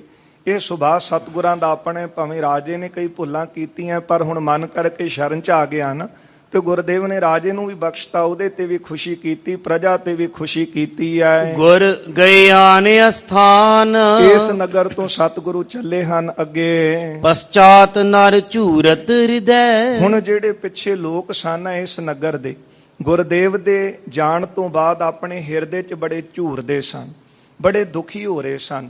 ਉਹਦਾ ਕਾਰਨ ਕੀ ਅੱਗੇ ਦੱਸਦੇ ਹਨ। ਤਬ ਰਹੇ ਹਮ ਅਨਜਾਨ, ਕਿਉਂ ਹਿਰਦੇ ਵਿੱਚ ਝੂਰ ਰਹੇ ਨੇ? ਸ਼ਾਇਦ ਹੋ ਸਕਦਾ ਹੈ ਜਿੱਦਣ ਸਾਡੀ ਇਹ ਗੱਲ ਸਮਝ ਵਿੱਚ ਆਵੇ ਤੇ ਸਾਡੇ ਮਨ ਵਿੱਚ ਵੀ ਐਸਾ ਝੋਰਾ ਆਵੇ। ਕਿਉਂ ਝੂਰਦੇ ਪਏ ਨੇ? ਕਿ ਇੰਨਾ ਚਿਰ ਅਸੀਂ ਅਣਜਾਣ ਹੀ ਰਹੇ ਕਿ ਇੰਨੇ ਵੱਡੇ ਮਾਲਕ ਨੂੰ, ਏਡੇ ਵੱਡੇ ਪ੍ਰਭੂ ਨੂੰ ਭੁਲਾ ਕੇ ਸਾਰੀ ਉਮਰ ਹੀ ਬਤੀਤ ਕਰ ਦਿੱਤੀ ਹੈ, ਜਿਨ੍ਹਾਂ ਬਾਰੇ ਗੁਰਦੇਵ ਗੁਰੂ ਨਾਨਕ ਸਾਹਿਬ ਮਹਾਰਾਜ ਸਾਨੂੰ ਦੱਸ ਕੇ ਗਏ ਕਿ ਜਿਹਨੂੰ ਇੱਕ ਵਾਰ ਧਿਆਉਣ ਦੇ ਨਾਲ ਸਾਰੇ ਕੀਤੇ ਪਾਪ ਬਖਸ਼ੇ ਜਾਂਦੇ ਨੇ। ਇਹ ਸੰਸਾਰ ਸਾਗਰ ਤੋਂ ਤਰ ਜਾਈਦਾ ਹੈ ਤੇ ਝੂਰਦੇ ਸਨ ਕਿ ਆਪਾਂ ਇੰਨਾ ਸਮਾਂ ਕਿਉਂ ਬਤੀਤ ਕਰ ਦਿੱਤਾ ਹੈ। ਕਈ ਵਾਰੀ ਮਨ 'ਚ ਖਿਆਲ ਆਉਂਦਾ ਹੈ ਕਿ ਸਮਾਂ ਬਹੁਤ ਹੈ, ਕਿਤੇ ਮਿਲੇਗਾ ਤੇ ਸੰਗਤ ਕਰਿਆ ਕਰਾਂਗੇ, ਮਿਲੇਗਾ ਤੇ ਗੁਰੂ ਵਾਲੇ ਬਣ ਜਾਵਾਂਗੇ, ਬਾਣੀ ਪੜਿਆ ਕਰਾਂਗੇ। ਇਹ ਮਨ 'ਚ ਖਿਆਲ ਆਉਂਦੇ ਨੇ ਕਿ ਕੋਈ ਨਾ ਸਮਾਂ ਆਵੇਗਾ, ਅੰਮ੍ਰਿਤ ਵੇਲੇ ਉੱਠਿਆ ਕਰਾਂਗੇ, ਫਿਰ ਨਿਤਨੇਮ ਕਰਿਆ ਕਰਾਂਗੇ। ਪਰ ਭਾਈ ਗੁਰਦਾਸ ਜੀ ਨੇ ਬੜਾ ਸੁੰਦਰ ਲਿਖਿਆ ਹੈ। ਉਹ ਲਿਖਦੇ ਹਨ ਕਿ ਜਿਸ ਤਰ੍ਹਾਂ ਘਰ ਵਿੱਚ ਅੱਗ ਲੱਗ ਜਾਵੇ ਨਾ ਕਿਸੇ ਦੇ, ਤੇ ਬੰਦਾ ਸੁੱਤਾ ਉੱਠ ਕੇ ਸੋਚੇ ਕਿ ਹੁਣ ਮੈਂ ਖੂਹ ਪੁੱਟਾਂ, ਖੂਹ ਵਿੱਚੋਂ ਪਾਣੀ ਕੱਢਾਂ ਤੇ ਫਿਰ ਅੱਗ ਬੁਝਾ ਲਾਂ। ਭਾਈ ਗੁਰਦਾਸ ਜੀ ਲਿਖਦੇ ਨੇ, ਦੱਸੋ ਭਲਾ ਕਿ ਕਾਰਜ ਸਿੱਧ ਹੋ ਸਕਦਾ ਹੈ? ਇਸ ਕੰਮ ਵਿੱਚ ਬੰਦੇ ਨੂੰ ਸਫਲਤਾ ਮਿਲ ਸਕਦੀ ਹੈ? ਜੈਸੇ ਘਰ ਲਾਗੈ ਆਗ ਜਾਗ ਕੂਆ ਖੋਦਿਓ ਚਾਹੈ, ਕਾਰਜ ਨਾ ਸਿੱਧ ਹੋਏ ਰੋਏ ਪਛੁਤਾਈਏ। ਜੈਸੇ ਰਣ ਸੰਗਰਾਮ ਸਮੇਂ ਚਾਹੇ ਸਿੱਖਿਓ ਵੀਰ ਵਿਦਿਆ, ਅਨਿਥਾ ਉਦਮ ਜੈਤ ਪਦਵੀ ਨਾ ਪਾਈਏ। ਬੰਦਾ ਜੰਗ ਦੇ ਮੈਦਾਨ 'ਚ ਖਲੋਤਾ ਹੋਵੇ ਤੇ ਸੋਚੇ ਕਿ ਮੈਂ ਹੁਣ ਸ਼ਸਤਰ ਵਿਦਿਆ ਸਿੱਖ ਕੇ ਆਵਾਂ ਤੇ ਫਿਰ ਜੰਗ ਜਿੱਤਾਂਗਾ। ਭਾਈ ਗੁਰਦਾਸ ਜੀ ਕਹਿੰਦੇ ਅਨਿਥਾ ਉਦਮ, ਇਹ ਉਦਮ ਉਹਦਾ ਬਿਰਥਾ ਜਾਵੇਗਾ, ਜੈਤ ਪਦਵੀ ਨਾ ਪਾਈਏ। ਜਿੱਤ ਨਹੀਂ ਸਕਦਾ, ਜਿੱਤੇਗਾ ਤੇ ਤਾਂ ਜੇ ਪਹਿਲਾਂ ਅਭਿਆਸ ਕੀਤਾ ਹੋਵੇਗਾ। ਜੈਸੇ ਨਿਸ ਸੋਵਤ ਸੰਗਾਤੀ ਚੱਲ ਜਾਤ, ਜਿਸ ਤਰ੍ਹਾਂ ਰਾਤ ਕਿਤੇ ਯਾਤਰੂਆਂ ਦੇ ਨਾਲ ਯਾਤਰਾ ਗਿਆ ਹੋਵੇ ਤੇ ਰਾਤ ਸੌਂ ਜਾਵੇ ਤੇ ਰਸਤੇ ਤੋਂ ਅਣਜਾਣ ਹੋਵੇ, ਪਾਛੇ ਭੂਰ ਪਏ ਭਾਰਬੰਦ ਚੱਲੇ ਕੱਤ ਜਾਈਏ, ਤੇ ਉਹ ਯਾਤਰੂ ਸਵੇਰ ਨੂੰ ਉੱਠ ਕੇ ਚਲੇ ਜਾਣ ਤੇ ਸੁੱਤਾ ਹੀ ਰਹਿ ਜਾਵੇ ਤੇ ਹੁਣ ਅਣਜਾਣ ਜੰਗਲ 'ਚ ਭਟਕੇਗਾ, ਜਾਵੇਗਾ ਕਿੱਧਰ? ਇਸੇ ਤਰ੍ਹਾਂ ਭਾਈ ਗੁਰਦਾਸ ਜੀ 3 ਉਦਾਹਰਨਾਂ ਸਾਨੂੰ ਸਮਝਾਉਣ ਲਈ ਦਿੰਦੇ ਕਿ ਘਰ 'ਚ ਅੱਗ ਲੱਗ ਗਈ ਤੇ ਉੱਠ ਕੇ ਖੂਹ ਪੁੱਟ ਕੇ ਪਾਣੀ ਕੱਢਿਆ, ਅੱਗ ਬੁਝਾ ਨਹੀਂ ਸਕਦੇ। ਜੇ ਯੁੱਧ ਦੇ ਮੈਦਾਨ ਵਿੱਚ ਜਾਵਾਂਗੇ ਤੇ ਸ਼ਸਤਰ ਵਿਦਿਆ ਆਉਂਦੀ ਨਹੀਂ ਤੇ ਸਿੱਖ ਕੇ ਆ ਕੇ ਜਿੱਤ ਨਹੀਂ ਸਕਦੇ। ਜੇ ਯਾਤਰੂਆਂ ਨਾਲ ਗਏ ਆ, ਰਸਤੇ ਤੋਂ ਅਣਜਾਣ ਹਾਂ ਤੇ ਰਾਤ ਸੁੱਤੇ ਰਹਿ ਗਏ ਤੇ ਉੱਠ ਕੇ ਭਟਕਣਾ ਪਵੇਗਾ। ਇਹ ਉਦਾਹਰਨਾਂ ਦੇ ਕੇ ਭਾਈ ਸਾਹਿਬ ਨੇ ਸਮਝਾ ਦਿੱਤਾ, ਤੈਸੇ ਮਾਇਆ ਧੰਦ ਅੰਧ ਅਵਧ ਬਿਹਾਏ ਜਾਏ। ਕਹਿੰਦੇ ਮਾਇਆ ਦੇ ਧੰਦਿਆਂ ਵਿੱਚ ਸਾਰੀ ਉਮਰ ਬੀਤਦੀ ਜਾ ਰਹੀ ਹੈ, ਅੰਤ ਕਾਲ ਕੈਸੇ ਹਰ ਨਾਮ ਲਿਵ ਲਾਈਐ। ਜਿਹੜੇ ਮਨ ਵਿੱਚ ਸਾਡੇ ਭਰਮ ਨੇ ਨਾ ਕਿ ਕੋਈ ਨਹੀਂ ਸਮਾਂ ਆਵੇਗਾ, ਫਿਰ ਉੱਠਾਂਗੇ, ਫਿਰ ਜਾਗਾਂਗੇ, ਫਿਰ ਸੰਗਤ ਕਰਾਂਗੇ। ਭਾਈ ਗੁਰਦਾਸ ਜੀ ਕਹਿੰਦੇ ਅੰਤ ਕਾਲ ਕੈਸੇ ਹਰ ਨਾਮ ਲਿਵ ਲਾਈਏ। ਜੇ ਸਾਰੀ ਉਮਰ ਹੀ ਹਾਏ ਮਾਇਆ ਹਾਇਆ ਕਰ ਲਈਏ, ਹਾਏ ਆਓ ਕਰ ਲਈਏ, ਤੇ ਅਖੀਰਲੇ ਸਮੇਂ ਸੁਰਤ ਫਿਰ ਉੱਥੇ ਹੀ ਰਹਿ ਜਾਂਦੀ ਹੈ ਕਿ ਮੇਰੇ ਕੰਮ ਅਧੂਰੇ ਰਹਿ ਗਏ। ਕੰਮ ਤੇ ਕਦੇ ਵੀ ਪੂਰੇ ਨਹੀਂ ਹੁੰਦੇ।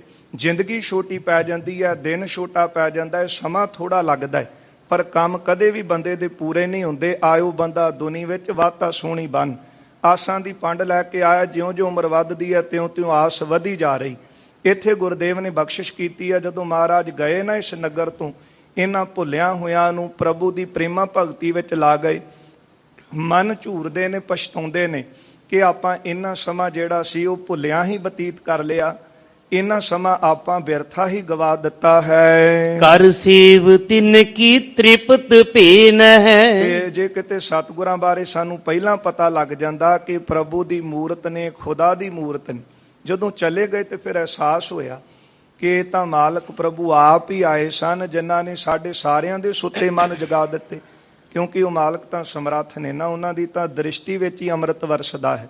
ਜਦੋਂ ਮਾਲਕ ਮਿਹਰ ਭਰੀ ਦ੍ਰਿਸ਼ਟੀ ਪਾਉਂਦੇ ਸਨ ਤੇ ਸੁੱਤੇ ਮਨ ਜਾਗ ਪੈਂਦੇ ਸਨ। ਜਾਗ ਲਿਹੋ ਰੇ ਮਨਾ ਜਾਗ ਲਿਹੋ, ਕਹਾਂ ਗਾਫਲ ਸੋਇਆ। ਇਹ ਮਨ ਤਾਂ ਗਾਫਲਤਾਈ ਦੀ ਨੀਂਦ ਸੁੱਤਾ ਪਿਆ ਹੈ, ਅੱਖਾਂ ਖੋਲ ਕੇ ਬੈਠੀਆਂ ਪਰ ਮਨ ਸੁੱਤਾ ਹੈ। ਕਿਉਂਕਿ ਜੋ ਕੁਝ ਦਿਸ ਰਿਹਾ ਉਹ ਸੱਚ ਲੱਗ ਰਿਹਾ ਹੈ ਤੇ ਅਸਲ ਵਿੱਚ ਸੱਚ ਹੈ ਨਹੀਂ। ਇਹ ਹੁਣ ਪਛਤਾਉਂਦੇ ਹਨ ਕਿ ਜੇ ਕਿਤੇ ਸਾਨੂੰ ਇਹਨਾਂ ਬਾਰੇ ਪਹਿਲਾਂ ਪਤਾ ਲੱਗਦਾ ਤੇ ਇਹਨਾਂ ਦੀ ਸੇਵਾ ਕਰਦੇ। ਪਾਏ ਦਰਸ ਅਮੋਲ, ਜਿਨ੍ਹਾਂ ਸਤਿਗੁਰਾਂ ਦੇ ਅਮੋਲਕ ਕੀਮਤੀ ਦਰਸ਼ਨ ਇਹਨਾਂ ਨੇਤਰਾਂ ਨੇ ਕੀਤੇ ਹਨ। ਭਜ ਸ਼ਰਨ ਗੁਰ ਸੰਤੋਖ ਸਿੰਘ। ਕਵੀ ਸੰਤੋਖ ਸਿੰਘ ਜੀ ਕਹਿੰਦੇ ਨੇ, ਸੰਗਤ ਜੀ ਮੈਂ ਵੀ ਉਸੇ ਸਤਿਗੁਰੂ ਦੇ ਚਰਨਾਂ ਨੂੰ ਭਜ ਜਪਦਾ ਹਾਂ ਤੇ ਤੁਸੀਂ ਸਾਰੇ ਵੀ ਆਪਣੇ ਜੀਵਨ ਨੂੰ ਸਫਲ ਕਰਨ ਵਾਸਤੇ ਸਤਿਗੁਰੂ ਦੇ ਚਰਨਾਂ ਨੂੰ ਭਜੋ, ਜਪੋ। ਆਖੋ ਪਿਆਰ ਨਾਲ ਧੰਨ ਗੁਰੂ ਨਾਨਕ ਦੇਵ ਜੀ, ਜਿਨ੍ਹਾਂ ਨੇ ਰਹਿਮਤਾਂ ਕੀਤੀਆਂ, ਬਖਸ਼ਿਸ਼ਾਂ ਕੀਤੀਆਂ ਤੇ ਸਭ ਤੇ ਵੱਡਾ ਸਤਿਗੁਰ ਨਾਨਕ। ਐਸੇ ਸਤਿਗੁਰਾਂ ਦੇ ਚਰਨਾਂ ਦੀ ਮੈਂ ਟੇਕ ਲੈਂਦਾ ਹਾਂ। ਨਿਤ ਪਾਏ ਆਨੰਦ ਅਡੋਲ। ਮੈਂ ਐਸੇ ਸਤਿਗੁਰਾਂ ਦੇ ਚਰਨਾਂ ਦੇ ਉੱਤੇ ਆਪਣੀ ਸੁਰਤ ਨੂੰ ਟਿਕਾਉਣਾ ਨਾ, ਕਹਿੰਦੇ ਫਿਰ ਮੈਨੂੰ ਅਡੋਲ ਆਨੰਦ ਪ੍ਰਾਪਤ ਹੁੰਦਾ ਹੈ।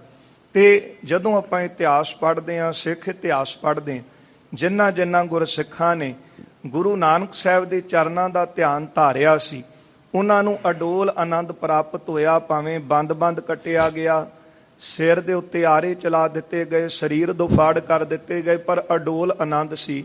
ਕਿਉਂਕਿ ਮਨ ਕਰਕੇ ਗੁਰੂ ਦੇ ਚਰਨਾਂ ਦੇ ਨਾਲ ਜੁੜੇ ਹੋਏ ਸਨ। ਕਹਿੰਦੇ ਹਨ, ਪਜ ਸ਼ਰਨ ਗੁਰ ਸੰਤੋਖ ਸਿੰਘ ਨਿਤ ਪਾਏ ਆਨੰਦ ਅਡੋਲ। ਜੇ ਤੂੰ ਵੀ ਐਸੇ ਸਤਿਗੁਰਾਂ ਦੇ ਚਰਨਾਂ ਨਾਲ ਜੁੜ ਜਾਵੇਂਗਾ ਨਾ, ਫਿਰ ਤੈਨੂੰ ਸਦੀਵ ਕਾਲ ਅਡੋਲ ਆਨੰਦ ਹਿਰਦੇ 'ਚ ਪ੍ਰਾਪਤ ਹੋ ਜਾਵੇਗਾ। ਦੂਹਰਾ ਪਿੰਗਲ ਪਰਬਤ ਪਰ ਚੜੈ, ਹਾਂਜੀ, ਗੁੰਗ ਹੋਏ ਬਾਚਾਲ, ਕਾਇਰ ਹੋਏ ਪਟ ਜੈ ਤਰੈ, ਕਰੈ ਜੇ ਕਿਰਪਾ ਕਿਰਪਾਲ। ਅੱਗੇ ਕਵੀ ਜੀ ਸ਼੍ਰੀ ਨਾਨਕ ਪ੍ਰਕਾਸ਼ ਉਤਰਾਰਧ ਦਾ 12ਵਾਂ ਅਧਿਆਇ ਆਰੰਭ ਕਰਦੇ। ਪਹਿਲਾਂ ਇੱਥੇ ਮੰਗਲ ਕਰਦੇ ਨੇ। ਇਹ ਮੰਗਲ ਹੈ ਗੁਰੂ ਦੀ ਕਿਰਪਾ ਦਾ। ਕਹਿੰਦੇ ਗੁਰੂ ਦੀ ਕਿਰਪਾ ਵਿੱਚ ਕਿੰਨੀ ਰਹਿਮਤ ਹੈ। ਜਿਹੜਾ ਪਿੰਗਲਾ ਹੈ ਨਾ, ਜੇ ਗੁਰੂ ਉਹਦੇ ਤੇ ਕਿਰਪਾ ਕਰੇ ਤੇ ਪਿੰਗਲੇ ਨੂੰ ਪਰਬਤਾਂ ਤੇ ਚਾੜ ਦੇਵੇ। ਇਹ ਸੰਗਤ ਜੀ ਪ੍ਰਤੱਖ ਐਸੀਆਂ ਬਖਸ਼ਿਸ਼ਾਂ ਹੋਈਆਂ ਨੇ, ਇਤਿਹਾਸ ਵਿੱਚ ਤਾਂ ਬੇਅੰਤ ਪ੍ਰਮਾਣ ਨੇ। ਪਰ ਚਲੋ ਹੁਣ ਜਿਹੜਾ ਪ੍ਰਕਰਨ ਚੱਲ ਰਿਹਾ ਆਪਾਂ ਉਸ ਅਨੁਸਾਰ ਚੱਲੀਏ। ਕਹਿੰਦੇ ਜੇ ਗੁਰੂ ਦੀ ਕਿਰਪਾ ਹੋਵੇ ਤਾਂ ਪਿੰਗਲਾ ਪਰਬਤਾਂ ਤੇ ਚੜ ਜਾਵੇ। ਜੇ ਗੁਰੂ ਕਿਰਪਾ ਕਰੇ ਤਾਂ ਗੂੰਗੇ ਨੂੰ ਸਤਿਗੁਰੂ ਐਸੀ ਬਖਸ਼ਿਸ਼ ਦੇ ਦੇਣ ਤੇ ਗੂੰਗਾ ਬੁਲਾਰਾ ਬਣ ਜਾਵੇ। ਜਿਸ ਤਰ੍ਹਾਂ ਮਾਲਕ ਨੇ ਛੱਜੂ ਝੀਵਰ ਤੇ ਕਿਰਪਾ ਕੀਤੀ ਸੀ ਨਾ, ਕਿ ਗੂੰਗਾ ਵੀ ਜਿਹੜਾ ਸੀ ਉਹ ਪੰਡਤ ਕਹਿੰਦਾ ਸੀ ਕਿ ਕਿਹੜੇ ਪੁਸਤਕਾਂ ਦਾ ਅਧਿਐਨ ਕੀਤਾ ਹੈ, ਤੇ ਉਹ ਅੱਗੋਂ ਕਹਿਣ ਲੱਗਾ ਕਿ ਤੂੰ ਦੱਸ ਕੇ ਤੂੰ ਕਿਹੜੀਆਂ ਪੁਸਤਕਾਂ ਪੜ੍ਹੀਆਂ। ਉੱਥੇ ਫਿਰ ਪੰਡਤ ਨੂੰ ਗੀਤਾ ਵੀ ਭੁੱਲਦੀ ਹੈ। ਉਹ ਆਪ ਪੜ੍ਹ ਕੇ ਤੇ ਆਪ ਕਈ ਅਰਥ ਛੱਜੂ ਝੀਵਰ ਜੀ ਨੇ ਕੀਤੇ। ਜੇ ਗੁਰੂ ਦੀ ਕਿਰਪਾ ਵਰਤੇ ਪਿੰਗਲਾ ਪਰਬਤਾਂ ਤੇ ਚੜ ਜਾਵੇ, ਗੁਰੂ ਕਿਰਪਾ ਕਰੇ ਤੇ ਗੂੰਗਾ ਬੋਲ ਪੈਂਦਾ ਹੈ। ਕਾਇਰ ਹਵੈ ਭੱਟ ਜੈ ਧਰੈ। ਜਿਹੜੇ ਕਾਇਰ ਲੋਕ ਨੇ ਨਾ, ਜਿਹੜੇ ਕਹਿੰਦੇ ਹਨ ਕਿ ਨੰਗੀ ਕਰਦ ਕਬੂ ਨਾ ਪਕੜੀ, ਹਮ ਤੋਂ ਜਾਣਤ ਹੈ ਤੋਲਨ ਤਕੜੀ, ਕਿ ਅਸੀਂ ਤਾਂ ਤਕੜੀ ਤੋਲਣੀ ਜਾਣਦੇ ਹਾਂ, ਕਦੇ ਨੰਗੀ ਕਰਦ ਵੀ ਫੜੀ ਨਹੀਂ। ਨੰਗੀ ਕਰਦ ਫੜਨ ਲੱਗਿਆਂ ਵੀ ਡਰ ਲੱਗਦਾ ਹੈ। ਪਰ ਜੇ ਗੁਰੂ ਕਿਰਪਾ ਕਰੇ ਤੇ ਕਾਇਰ ਹਵੈ ਭੱਟ ਜੈ ਧਰੈ, ਉਹ ਕਾਇਰ ਨੂੰ ਸੂਰਮਾ ਬਣਾ ਦੇਣ ਤੇ ਉਹ ਸੂਰਮਾ ਲੱਖਾਂ ਦੇ ਵਿੱਚ ਜਾ ਕਰਕੇ ਜਿੱਤ ਪ੍ਰਾਪਤ ਕਰ ਜਾਵੇ। ਜਿਨ ਕੀ ਜਾਤ ਬਰਨ ਕੁਲ ਮਾਹੀ, ਸਰਦਾਰੀ ਨਾ ਭਈ ਕਦਾਹੀ, ਤਿਨਹੀ ਕੋ ਸਰਦਾਰ ਬਣਾਉ, ਤਬੈ ਗੋਬਿੰਦ ਸਿੰਘ ਨਾਮ ਕਹਾਉ। ਜੇ ਗੁਰੂ ਕਿਰਪਾ ਕਰੇ, ਇੱਥੇ ਭਾਵ ਇਹ ਹੈ ਕਿ ਜੇ ਵਾਹਿਗੁਰੂ ਦੀ ਕਿਰਪਾ ਹੋਵੇ ਤੇ ਕਵੀ ਜੀ ਕਹਿੰਦੇ ਹਨ ਕਿ ਪਰਬਤ ਸਮਾਨ ਕਠਨ ਕੰਮ ਨੂੰ ਵੀ ਸਿਰੇ ਚਾੜ ਸਕਾਂ। ਤੇ ਕਵੀ ਜੀ ਆਪਣੇ ਹਿਰਦੇ ਵਿੱਚ ਬੇਨਤੀ ਕਰ ਰਹੇ ਨੇ, ਕਿਉਂਕਿ ਇਤਿਹਾਸ ਲਿਖਣਾ ਵੀ ਇਹ ਇਦਾਂ ਦਾ ਕੰਮ ਸੀ, ਮਾਨੋ ਕਿ ਕਿਸੇ ਪਿੰਗਲੇ ਨੇ ਪਰਬਤ ਤੇ ਚੜ੍ਹਨਾ ਹੋਵੇ ਤੇ ਗੁਰੂ ਦੀ ਗੱਲ ਨੂੰ ਬਿਆਨ ਕਰਨਾ ਇਹ ਬਹੁਤ ਕਠਿਨ ਕਾਰਜ ਹੈ। ਆਪਣੀ ਬੁੱਧੀ ਦੇ ਨਾਲ ਬਿਆਨ ਕਰ ਹੀ ਨਹੀਂ ਸਕਦਾ। ਜਿਹੜੇ ਬੁੱਧੀ ਜੀਵ ਨੇ ਉਹ ਤਾਂ ਹਰ ਇੱਕ ਗੱਲ ਦਾ ਹੀ ਖੰਡਨ ਕਰਦੇ, ਕਿਉਂਕਿ ਬਖਸ਼ਿਸ਼ਾਂ ਤੋਂ ਖਾਲੀ ਹਨ। ਕਹਿੰਦੇ ਨੇ ਇਹ ਕਥਾ ਨੂੰ ਲਿਖਣਾ ਇਸ ਤਰ੍ਹਾਂ ਸੀ, ਮਾਨੋ ਕਿ ਜਿਸ ਤਰ੍ਹਾਂ ਪਿੰਗਲੇ ਵਾਸਤੇ ਪਰਬਤ ਤੇ ਚੜ੍ਹਨਾ ਹੋਵੇ। ਕਵਿਤਾ ਵਿੱਚ ਗੁੰਗ ਸਮਾਨ ਹਾਂ, ਕਿ ਕਵਿਤਾ ਨੂੰ ਮੈਂ ਬਿਆਨ ਨਹੀਂ ਕਰ ਸਕਦਾ, ਮੈਂ ਤਾਂ ਗੂੰਗਾ ਹਾਂ। ਵਿਚਾਰ ਰੂਪੀ ਜਿਹੜੀ ਜ਼ੁਬਾਨ ਨਹੀਂ ਹੈ, ਪਰ ਗੁਰੂ ਕਿਰਪਾ ਕਰਨ ਤੇ ਵਿਘਨਾਂ ਤੋਂ ਡਰਦਾ ਹਾਂ। ਸੂਰਮਾ ਹੋ ਕੇ ਕਾਮਯਾਬੀ ਰੂਪੀ ਫਤਿਹ ਸਤਿਗੁਰੂ ਮੈਨੂੰ ਬਖਸ਼ਿਸ਼ ਕਰਨ। ਸ੍ਰੀ ਬਾਲਾ ਸੰਧੁਰ ਵਾਚ। ਸ਼੍ਰੋਮਣੀ ਭਾਈ ਬਾਲਾ ਜੀ ਸੰਧੂ ਗੋਤ ਦੇ ਕਥਾ ਸੁਣਾ ਰਹੇ ਹਨ ਖਡੂਰ ਦੀ ਧਰਤੀ ਤੇ। ਚੌਪਈ ਅਣਤ ਦੇਸ ਸਤਿਗੁਰੂ ਸਿਧਾਰੀ। ਭਾਈ ਬਾਲਾ ਜੀ ਕਹਿੰਦੇ ਧੰਨ ਗੁਰੂ ਅੰਗਦ ਦੇਵ ਸਾਹਿਬ ਮਹਾਰਾਜ ਅੱਗੇ ਸੁਣੋ। ਸਤਿਗੁਰੂ ਜੀ ਇਸ ਨਗਰ ਨੂੰ ਪ੍ਰਭੂ ਭਗਤੀ ਦੇ ਵਿੱਚ ਜੋੜ ਕੇ ਸਤਿਗੁਰੂ ਅਗਲੇ ਦੇਸ਼ ਗਏ ਹਨ। ਸੰਤ ਮੰਦ ਮਤ ਜਾਹੇ ਉਦਾਰੀ। ਜਿਨ੍ਹਾਂ ਸਤਿਗੁਰਾਂ ਨੇ ਸੰਤਾਂ ਨੂੰ ਦੀਦਾਰ ਦੇ ਕੇ ਉਹਨਾਂ ਦਾ ਭਲਾ ਕੀਤਾ, ਅਤੇ ਜਿਹੜੇ ਮੰਦੀ ਮਤ ਵਾਲੇ ਸੀ ਨਾ, ਉਹਨਾਂ ਦਾ ਵੀ ਸਤਿਗੁਰਾਂ ਨੇ ਭਲਾ ਕੀਤਾ। ਇੱਕ ਤਾਂ ਹੁੰਦਾ ਨਾ ਕਿ ਬੰਦਾ ਆਪਣੇ ਦੇ ਕੰਮ ਕਰਦਾ ਤੇ ਦੂਜੇ ਨੂੰ ਕਹਿੰਦਾ ਤੂੰ ਕੀ ਇੱਥੇ ਲੈਣ ਆਏ, ਤੂੰ ਕੌਣ ਹੁੰਦਾ ਹੈ। ਪਰ ਸਤਿਗੁਰੂ ਦਾ ਤੇ ਐਸਾ ਸੁਭਾਅ ਹੈ ਜੋ ਸ਼ਰਨ ਆਵੇ ਤੇ ਸਕੰਠ ਲਾਵੇ। ਇੱਥੇ ਤਾਂ ਸਤਿਗੁਰਾਂ ਨੇ ਉਹ ਪਾਪੀਆਂ ਦਾ ਵੀ ਉਧਾਰ ਕਰ ਦਿੱਤਾ। ਭਾਈ ਗੁਰਦਾਸ ਜੀ ਲਿਖਦੇ ਨੇ ਕਿ ਆਪਣੀ ਕਰਨੀ ਕਰ ਨਰਕ ਹੂੰ ਨਾ ਪਾਵੋ ਠੌਰ, ਤੁਮਰੋ ਬਿਰਦ ਕਰ ਆਸਰੋ ਸੰਭਾਰ ਹੂੰ। ਮੈਂ ਜਿਹੜੇ ਕੰਮ ਕੀਤੇ ਨੇ ਨਾ, ਇੰਨੇ ਕੁ ਗੁਨਾਹ ਪਾਪ ਕੀਤੇ ਨੇ ਕਿ ਮੈਨੂੰ ਤਾਂ ਨਰਕਾਂ 'ਚ ਵੀ ਜਗ੍ਹਾ ਨਹੀਂ ਮਿਲਣੀ। ਪਰ ਜਦੋਂ ਸਤਿਗੁਰੂ ਦਾਤਾ ਜੀ ਤੁਹਾਡੀਆਂ ਬਖਸ਼ਿਸ਼ਾਂ ਬਾਰੇ ਸੁਣਦਾ ਨਾ, ਤੇ ਫਿਰ ਮਨ ਨੂੰ ਹੌਸਲਾ ਮਿਲ ਜਾਂਦਾ ਹੈ ਕਿ ਇੱਥੇ ਤਾਂ ਪਤਤਾਂ ਦਾ ਵੀ ਤੁਸੀਂ ਉਧਾਰ ਕੀਤਾ ਹੈ ਤੇ ਮੈਂ ਉਹਨਾਂ ਨਾਲੋਂ ਵੀ ਨੀਚ ਹਾਂ, ਪਰ ਤੁਹਾਡੀ ਸ਼ਰਨ ਦੇ ਵਿੱਚ ਆ ਕਰਕੇ ਮੇਰਾ ਵੀ ਭਲਾ ਹੋ ਜਾਵੇਗਾ। ਕਹਿੰਦੇ ਹਨ ਕਿ ਸਤਿਗੁਰੂ ਹੋਰ ਅੱਗੇ ਦੇਸ਼ ਗਏ ਨੇ ਜਿਨ੍ਹਾਂ ਨੇ ਸੰਤਾਂ ਦਾ ਤੇ ਉਧਾਰ ਕੀਤਾ ਹੈ, ਭਗਤੀ ਕਰਨ ਵਾਲਿਆਂ ਦਾ, ਸਿਮਰਨ ਕਰਨ ਵਾਲਿਆਂ ਦਾ ਵੀ ਉਧਾਰ ਕੀਤਾ ਹੈ। ਪਰ ਜਿਹੜਾ ਖੋਟਾ ਸਿੱਕਾ ਲੋਕ ਜਾਣ ਕੇ ਬਾਹਰ ਸੁੱਟ ਦਿੰਦੇ ਸੀ ਨਾ, ਗੁਰੂ ਨੇ ਐਸੀ ਰਹਿਮਤ ਕੀਤੀ ਹੈ ਕਿ ਖੋਟੇ ਜਿਹੜੇ ਸਨ ਉਹ ਮਹਾਰਾਜ ਜੀ ਨੇ ਆਪਣੇ ਦਰ ਤੇ ਪ੍ਰਵਾਨ ਕਰ ਲਏ। ਕਿਉਂਕਿ ਲੋਕਾਂ ਦਾ ਇਹ ਸੁਭਾਅ ਹੁੰਦਾ ਹੈ ਕਿ ਖਰੇ ਖਜ਼ਾਨੇ ਪਾਈਨ, ਖੋਟੇ ਸੁੱਟੀਆਂ ਬਾਰ-ਬਾਰ। ਖਰੇ ਚੰਗੇ ਸਿੱਕੇ ਖਜ਼ਾਨੇ 'ਚ ਪਾਏ ਜਾਂਦੇ ਨੇ, ਖੋਟੇ ਸੁੱਟ ਦਿੱਤੇ ਜਾਂਦੇ ਨੇ। ਪਰ ਗੁਰੂ ਨਾਨਕ ਸਾਹਿਬ ਦਾ ਘਰ ਐਸਾ ਸੀ ਕਿ ਜਿਨ੍ਹਾਂ ਨੂੰ ਸਮਾਜ ਨੇ ਠੋਕਰਾਂ ਮਾਰੀਆਂ, ਸਤਿਗੁਰਾਂ ਨੇ ਉਹਨਾਂ ਨੂੰ ਗਲ ਦੇ ਨਾਲ ਲਾ ਕਰਕੇ ਬਾਦਸ਼ਾਹੀਆਂ ਦੇ ਦਿੱਤੀਆਂ। ਕਹਿੰਦੇ ਹਨ ਕਿ ਜਿਨ੍ਹਾਂ ਨੇ ਪਤਤਾਂ ਦਾ ਵੀ ਮੰਦੀ ਮੱਤ ਵਾਲਿਆਂ ਦਾ ਉਧਾਰ ਕਰ ਦਿੱਤਾ। ਮੈਂ ਪੁਨ ਦੁਤੀਏ ਸੰਗ ਮਰਦਾਨਾ। ਭਾਈ ਬਾਲਾ ਜੀ ਕਹਿੰਦੇ ਸਤਿਗੁਰੂ ਇੱਕ ਮੈਂ ਤੇ ਦੂਜਾ ਭਾਈ ਮਰਦਾਨਾ। ਅਨੁਸਾਰੀ ਅਨ ਕਰਹਿ ਪਿਆਨਾ। ਅਸੀਂ ਸਤਿਗੁਰੂ ਜੀ ਦੇ ਅਨੁਸਾਰੀ ਹੋ ਕੇ ਮਹਾਰਾਜ ਜੀ ਦੇ ਨਾਲ ਜਾ ਰਹੇ ਸੀ। ਅਨੁਸਾਰੀ ਭਾਵ ਉਹਨਾਂ ਦੀ ਆਗਿਆ ਵਿੱਚ ਰਹਿ ਕੇ, ਜਿੱਦਾਂ ਮਹਾਰਾਜ ਸਾਨੂੰ ਆਗਿਆ ਦਿੰਦੇ ਆਪਾਂ ਉਹਨਾਂ ਦੀ ਆਗਿਆ 'ਚ ਰਹਿ ਕੇ ਚੱਲ ਰਹੇ ਸੀ। ਮਾਰਗ ਚਲਤ ਗ੍ਰਾਮ ਇੱਕ ਹੀਰਾ। ਚੱਲਦਿਆਂ ਚੱਲਦਿਆਂ ਰਸਤੇ ਵਿੱਚ ਇੱਕ ਨਗਰ ਸਤਿਗੁਰਾਂ ਨੇ ਦੇਖਿਆ ਏ। ਤਹਿ ਤਰ ਕੇ ਤਰ ਕੀਨ ਬਸੀਰਾ। ਉਸ ਨਗਰ ਦੇ ਬਾਰ-ਬਾਰ ਸਤਿਗੁਰੂ ਰੁੱਖ ਦੇ ਹੇਠਾਂ ਸਤਿਗੁਰੂ ਬਿਰਾਜੇ ਨੇ। ਸੰਤ ਜਾਨ ਤਹਿ ਕੀ ਨਰ ਆਏ। ਉੱਥੋਂ ਦੇ ਲੋਕਾਂ ਨੇ ਦੇਖਿਆ ਕਿ ਕੋਈ ਪੂਰਨ ਸੰਤ ਸਾਧੂ, ਕਿਉਂਕਿ ਮਹਾਰਾਜ ਦੇ ਦ੍ਰਿਸ਼ਟੀ ਵਿੱਚ ਵੀ ਬਖਸ਼ਿਸ਼ਾਂ ਵਰਤਦੀਆਂ ਨੇ। ਆਪ ਹੀ ਗੁਰਦੇਵ ਨੇ ਇਹਨਾਂ ਤੇ ਐਸੀ ਦ੍ਰਿਸ਼ਟੀ ਪਾਈ ਹੈ ਕਿ ਇਹਨਾਂ ਨੂੰ ਇੰਨੀ ਸੋਝੀ ਸੀ ਤੇ ਸਤਿਗੁਰਾਂ ਦਾ ਸਰੂਪ ਦੇਖ ਕਰਕੇ ਇਹ ਜਾਣ ਗਏ ਕਿ ਪੂਰਨ ਸੰਤ ਸਾਡੇ ਨਗਰ ਵਿੱਚ ਆਏ ਹਨ। ਹਿਰਦੈ ਭਾਉ ਤਹਰ ਸੀਸ ਝੁਕਾਏ। ਇਹਨਾਂ ਨਗਰ ਦੇ ਲੋਕਾਂ ਨੇ ਹਿਰਦੇ ਵਿੱਚ ਸਤਿਗੁਰਾਂ ਪ੍ਰਤੀ ਬਹੁਤਾ ਪਿਆਰ ਧਾਰਿਆ ਹੈ, ਪ੍ਰੇਮ ਧਾਰ ਕੇ ਆਏ ਨੇ ਤੇ ਚਰਨਾਂ ਤੇ ਮੱਥਾ ਟੇਕਿਆ ਹੈ। ਅੰਨ ਆਨ ਦੀਨੋ ਹਿਤ ਹਸਨਾ। ਤੇ ਭੋਜਨ ਕਰਨ ਵਾਸਤੇ ਇਹਨਾਂ ਨੇ ਲਿਆ ਕੇ ਅੰਨ ਦਿੱਤਾ ਹੈ। ਬਿਨੈ ਯੁਕਤ ਬਾਣੀ ਭਨ ਰਸਨਾ। ਫਿਰ ਬੇਨਤੀ ਦੇ ਸਹਿਤ ਸਤਿਗੁਰਾਂ ਨੂੰ ਇਸ ਤਰ੍ਹਾਂ ਕਹਿੰਦੇ ਹਨ। ਤਿਨ ਕੀ ਬਿਨੈ ਸਰੌਨ ਤਰ ਭੂਰੀ। ਜਦੋਂ ਇਹਨਾਂ ਦੀ ਬੇਨਤੀ ਸਤਿਗੁਰੂ ਜੀ ਨੇ ਸੁਣੀ ਹੈ, ਨੈਣ ਕੋਹ ਕਰੁਣਾ ਜਿਨ ਪੂਰੀ। ਤੇ ਮਹਾਰਾਜ ਜੀ ਦੀ ਦ੍ਰਿਸ਼ਟੀ ਦੇ ਵਿੱਚ ਬੇਅੰਤ ਐਸੀਆਂ ਬਖਸ਼ਿਸ਼ਾਂ ਹਨ। ਦੋਹਰਾ ਕਿਤਕ ਦਿਵਸ ਕੀਨੋ ਸਿਵਰ। ਇਹਨਾਂ ਦੀ ਬੇਨਤੀ ਨੂੰ ਸੁਣ ਕੇ ਤੇ ਸਤਿਗੁਰੂ ਜੀ ਨੇ ਇਹਨਾਂ ਤੇ ਮਿਹਰ ਭਰੀ ਨਦਰ ਕੀਤੀ ਹੈ। ਇਸ ਨਗਰ ਵਿੱਚ ਕੁਝ ਦਿਨ ਸਤਿਗੁਰਾਂ ਨੇ ਨਿਵਾਸ ਰੱਖਿਆ। ਕਰਨ ਨਰਨ ਕਲਿਆਣ। ਇਹਨਾਂ ਮਨੁੱਖਾਂ ਦੀ ਕਲਿਆਣ ਕਰਨ ਵਾਸਤੇ, ਉਦਾਰ ਕਰਨ ਦੇ ਲਈ। ਰਾਜ ਰਿਖੀ ਸਿਖਿਅਨ ਸੁਖਦ। ਤੇ ਸਤਿਗੁਰੂ ਜੀ ਰਾਜ ਰਿਖੀ ਸਿੱਖਣ ਸੁਖਦ ਜਿਹ ਦਰਸ਼ਨ ਅਗਹਾਨ। ਜਿਨ੍ਹਾਂ ਨੇ ਇਹ ਰਿਖੀਆਂ ਦੇ ਰਾਜੇ ਗੁਰੂ ਸਤਿਗੁਰੂ ਧੰਨ ਗੁਰੂ ਨਾਨਕ ਦੇ ਮਹਾਰਾਜ ਸਿੱਖਾਂ ਨੂੰ ਸੁਖ ਦੇਣ ਵਾਲੇ ਨੇ, ਜਿਨ੍ਹਾਂ ਦੇ ਦਰਸ਼ਨ ਕੀਤਿਆਂ ਸਾਰੇ ਪਾਪ ਨਾਸ਼ ਹੁੰਦੇ ਹਨ। ਚੌ ਪਈ ਬਾਸੁਰ ਕਿਤਕ ਬਤੀਤੇ ਜਬ ਹੀ। ਜਦ ਇੱਥੇ ਬਿਰਾਜਮਾਨ ਹੋਇਆ ਸਤਿਗੁਰਾਂ ਨੂੰ ਕੁਝ ਦਿਨ ਬਤੀਤ ਹੋਏ ਨੇ। ਸੇਵਹਿ ਪ੍ਰੀਤ ਧਾਰ ਉਰ ਸਭ ਹੀ। ਇਹ ਨਗਰ ਵਾਲੇ ਬਹੁਤਾ ਪਿਆਰ ਹਿਰਦੇ ਵਿੱਚ ਰੱਖ ਕੇ ਤੇ ਗੁਰੂ ਜੀ ਦੇ ਚਰਨਾਂ ਦੀ ਸੇਵਾ ਕਰਦੇ ਰਹੇ। ਏਕ ਦਿਓਸ ਮੈਂ ਕੀਨ ਤਿਆਰੀ। ਇੱਕ ਦਿਨ ਕੀ ਹੋਇਆ ਕਿ ਇਹਨਾਂ ਨਗਰ ਵਾਲਿਆਂ ਨੇ ਆਪਣੇ ਸਾਰੀਆਂ ਸਮੱਗਰੀਆਂ ਲੈ ਕੇ ਤੇ ਨਗਰ ਤੋਂ ਜਾਣ ਦੀ ਤਿਆਰੀ ਕਰ ਲਈ। ਨਿਜ ਨਕੇਤ ਕੀ ਸੌਜ ਸੰਭਾਰੀ। ਆਪੋ ਆਪਣੇ ਘਰਾਂ ਦੀਆਂ ਸਮੱਗਰੀਆਂ, ਜੋ ਵੀ ਵਸਤੂਆਂ ਸਨ, ਕੀਮਤੀ ਜਿਹੜਾ ਸਮਾਨ ਸੀ, ਇਹ ਨਗਰ ਵਾਲਿਆਂ ਨੇ ਸੰਭਾਲ ਲਿਆ। ਤਿਨ ਕੀ ਰੀਤ ਹੇਰ ਕਰ ਸੁਆਮੀ। ਜਦੋਂ ਮਾਲਕ ਸਤਿਗੁਰਾਂ ਨੇ ਇਹਨਾਂ ਦੀ ਇਹ ਰੀਤ ਦੇਖੀ ਹੈ ਨਾ ਕਿ ਸਾਰਾ ਆਪਣਾ ਸਾਜੋ ਸਮਾਨ ਇਹਨਾਂ ਨੇ ਗੱਡਿਆਂ ਦੇ ਉੱਤੇ ਲੱਦ ਲਿਆ ਹੈ।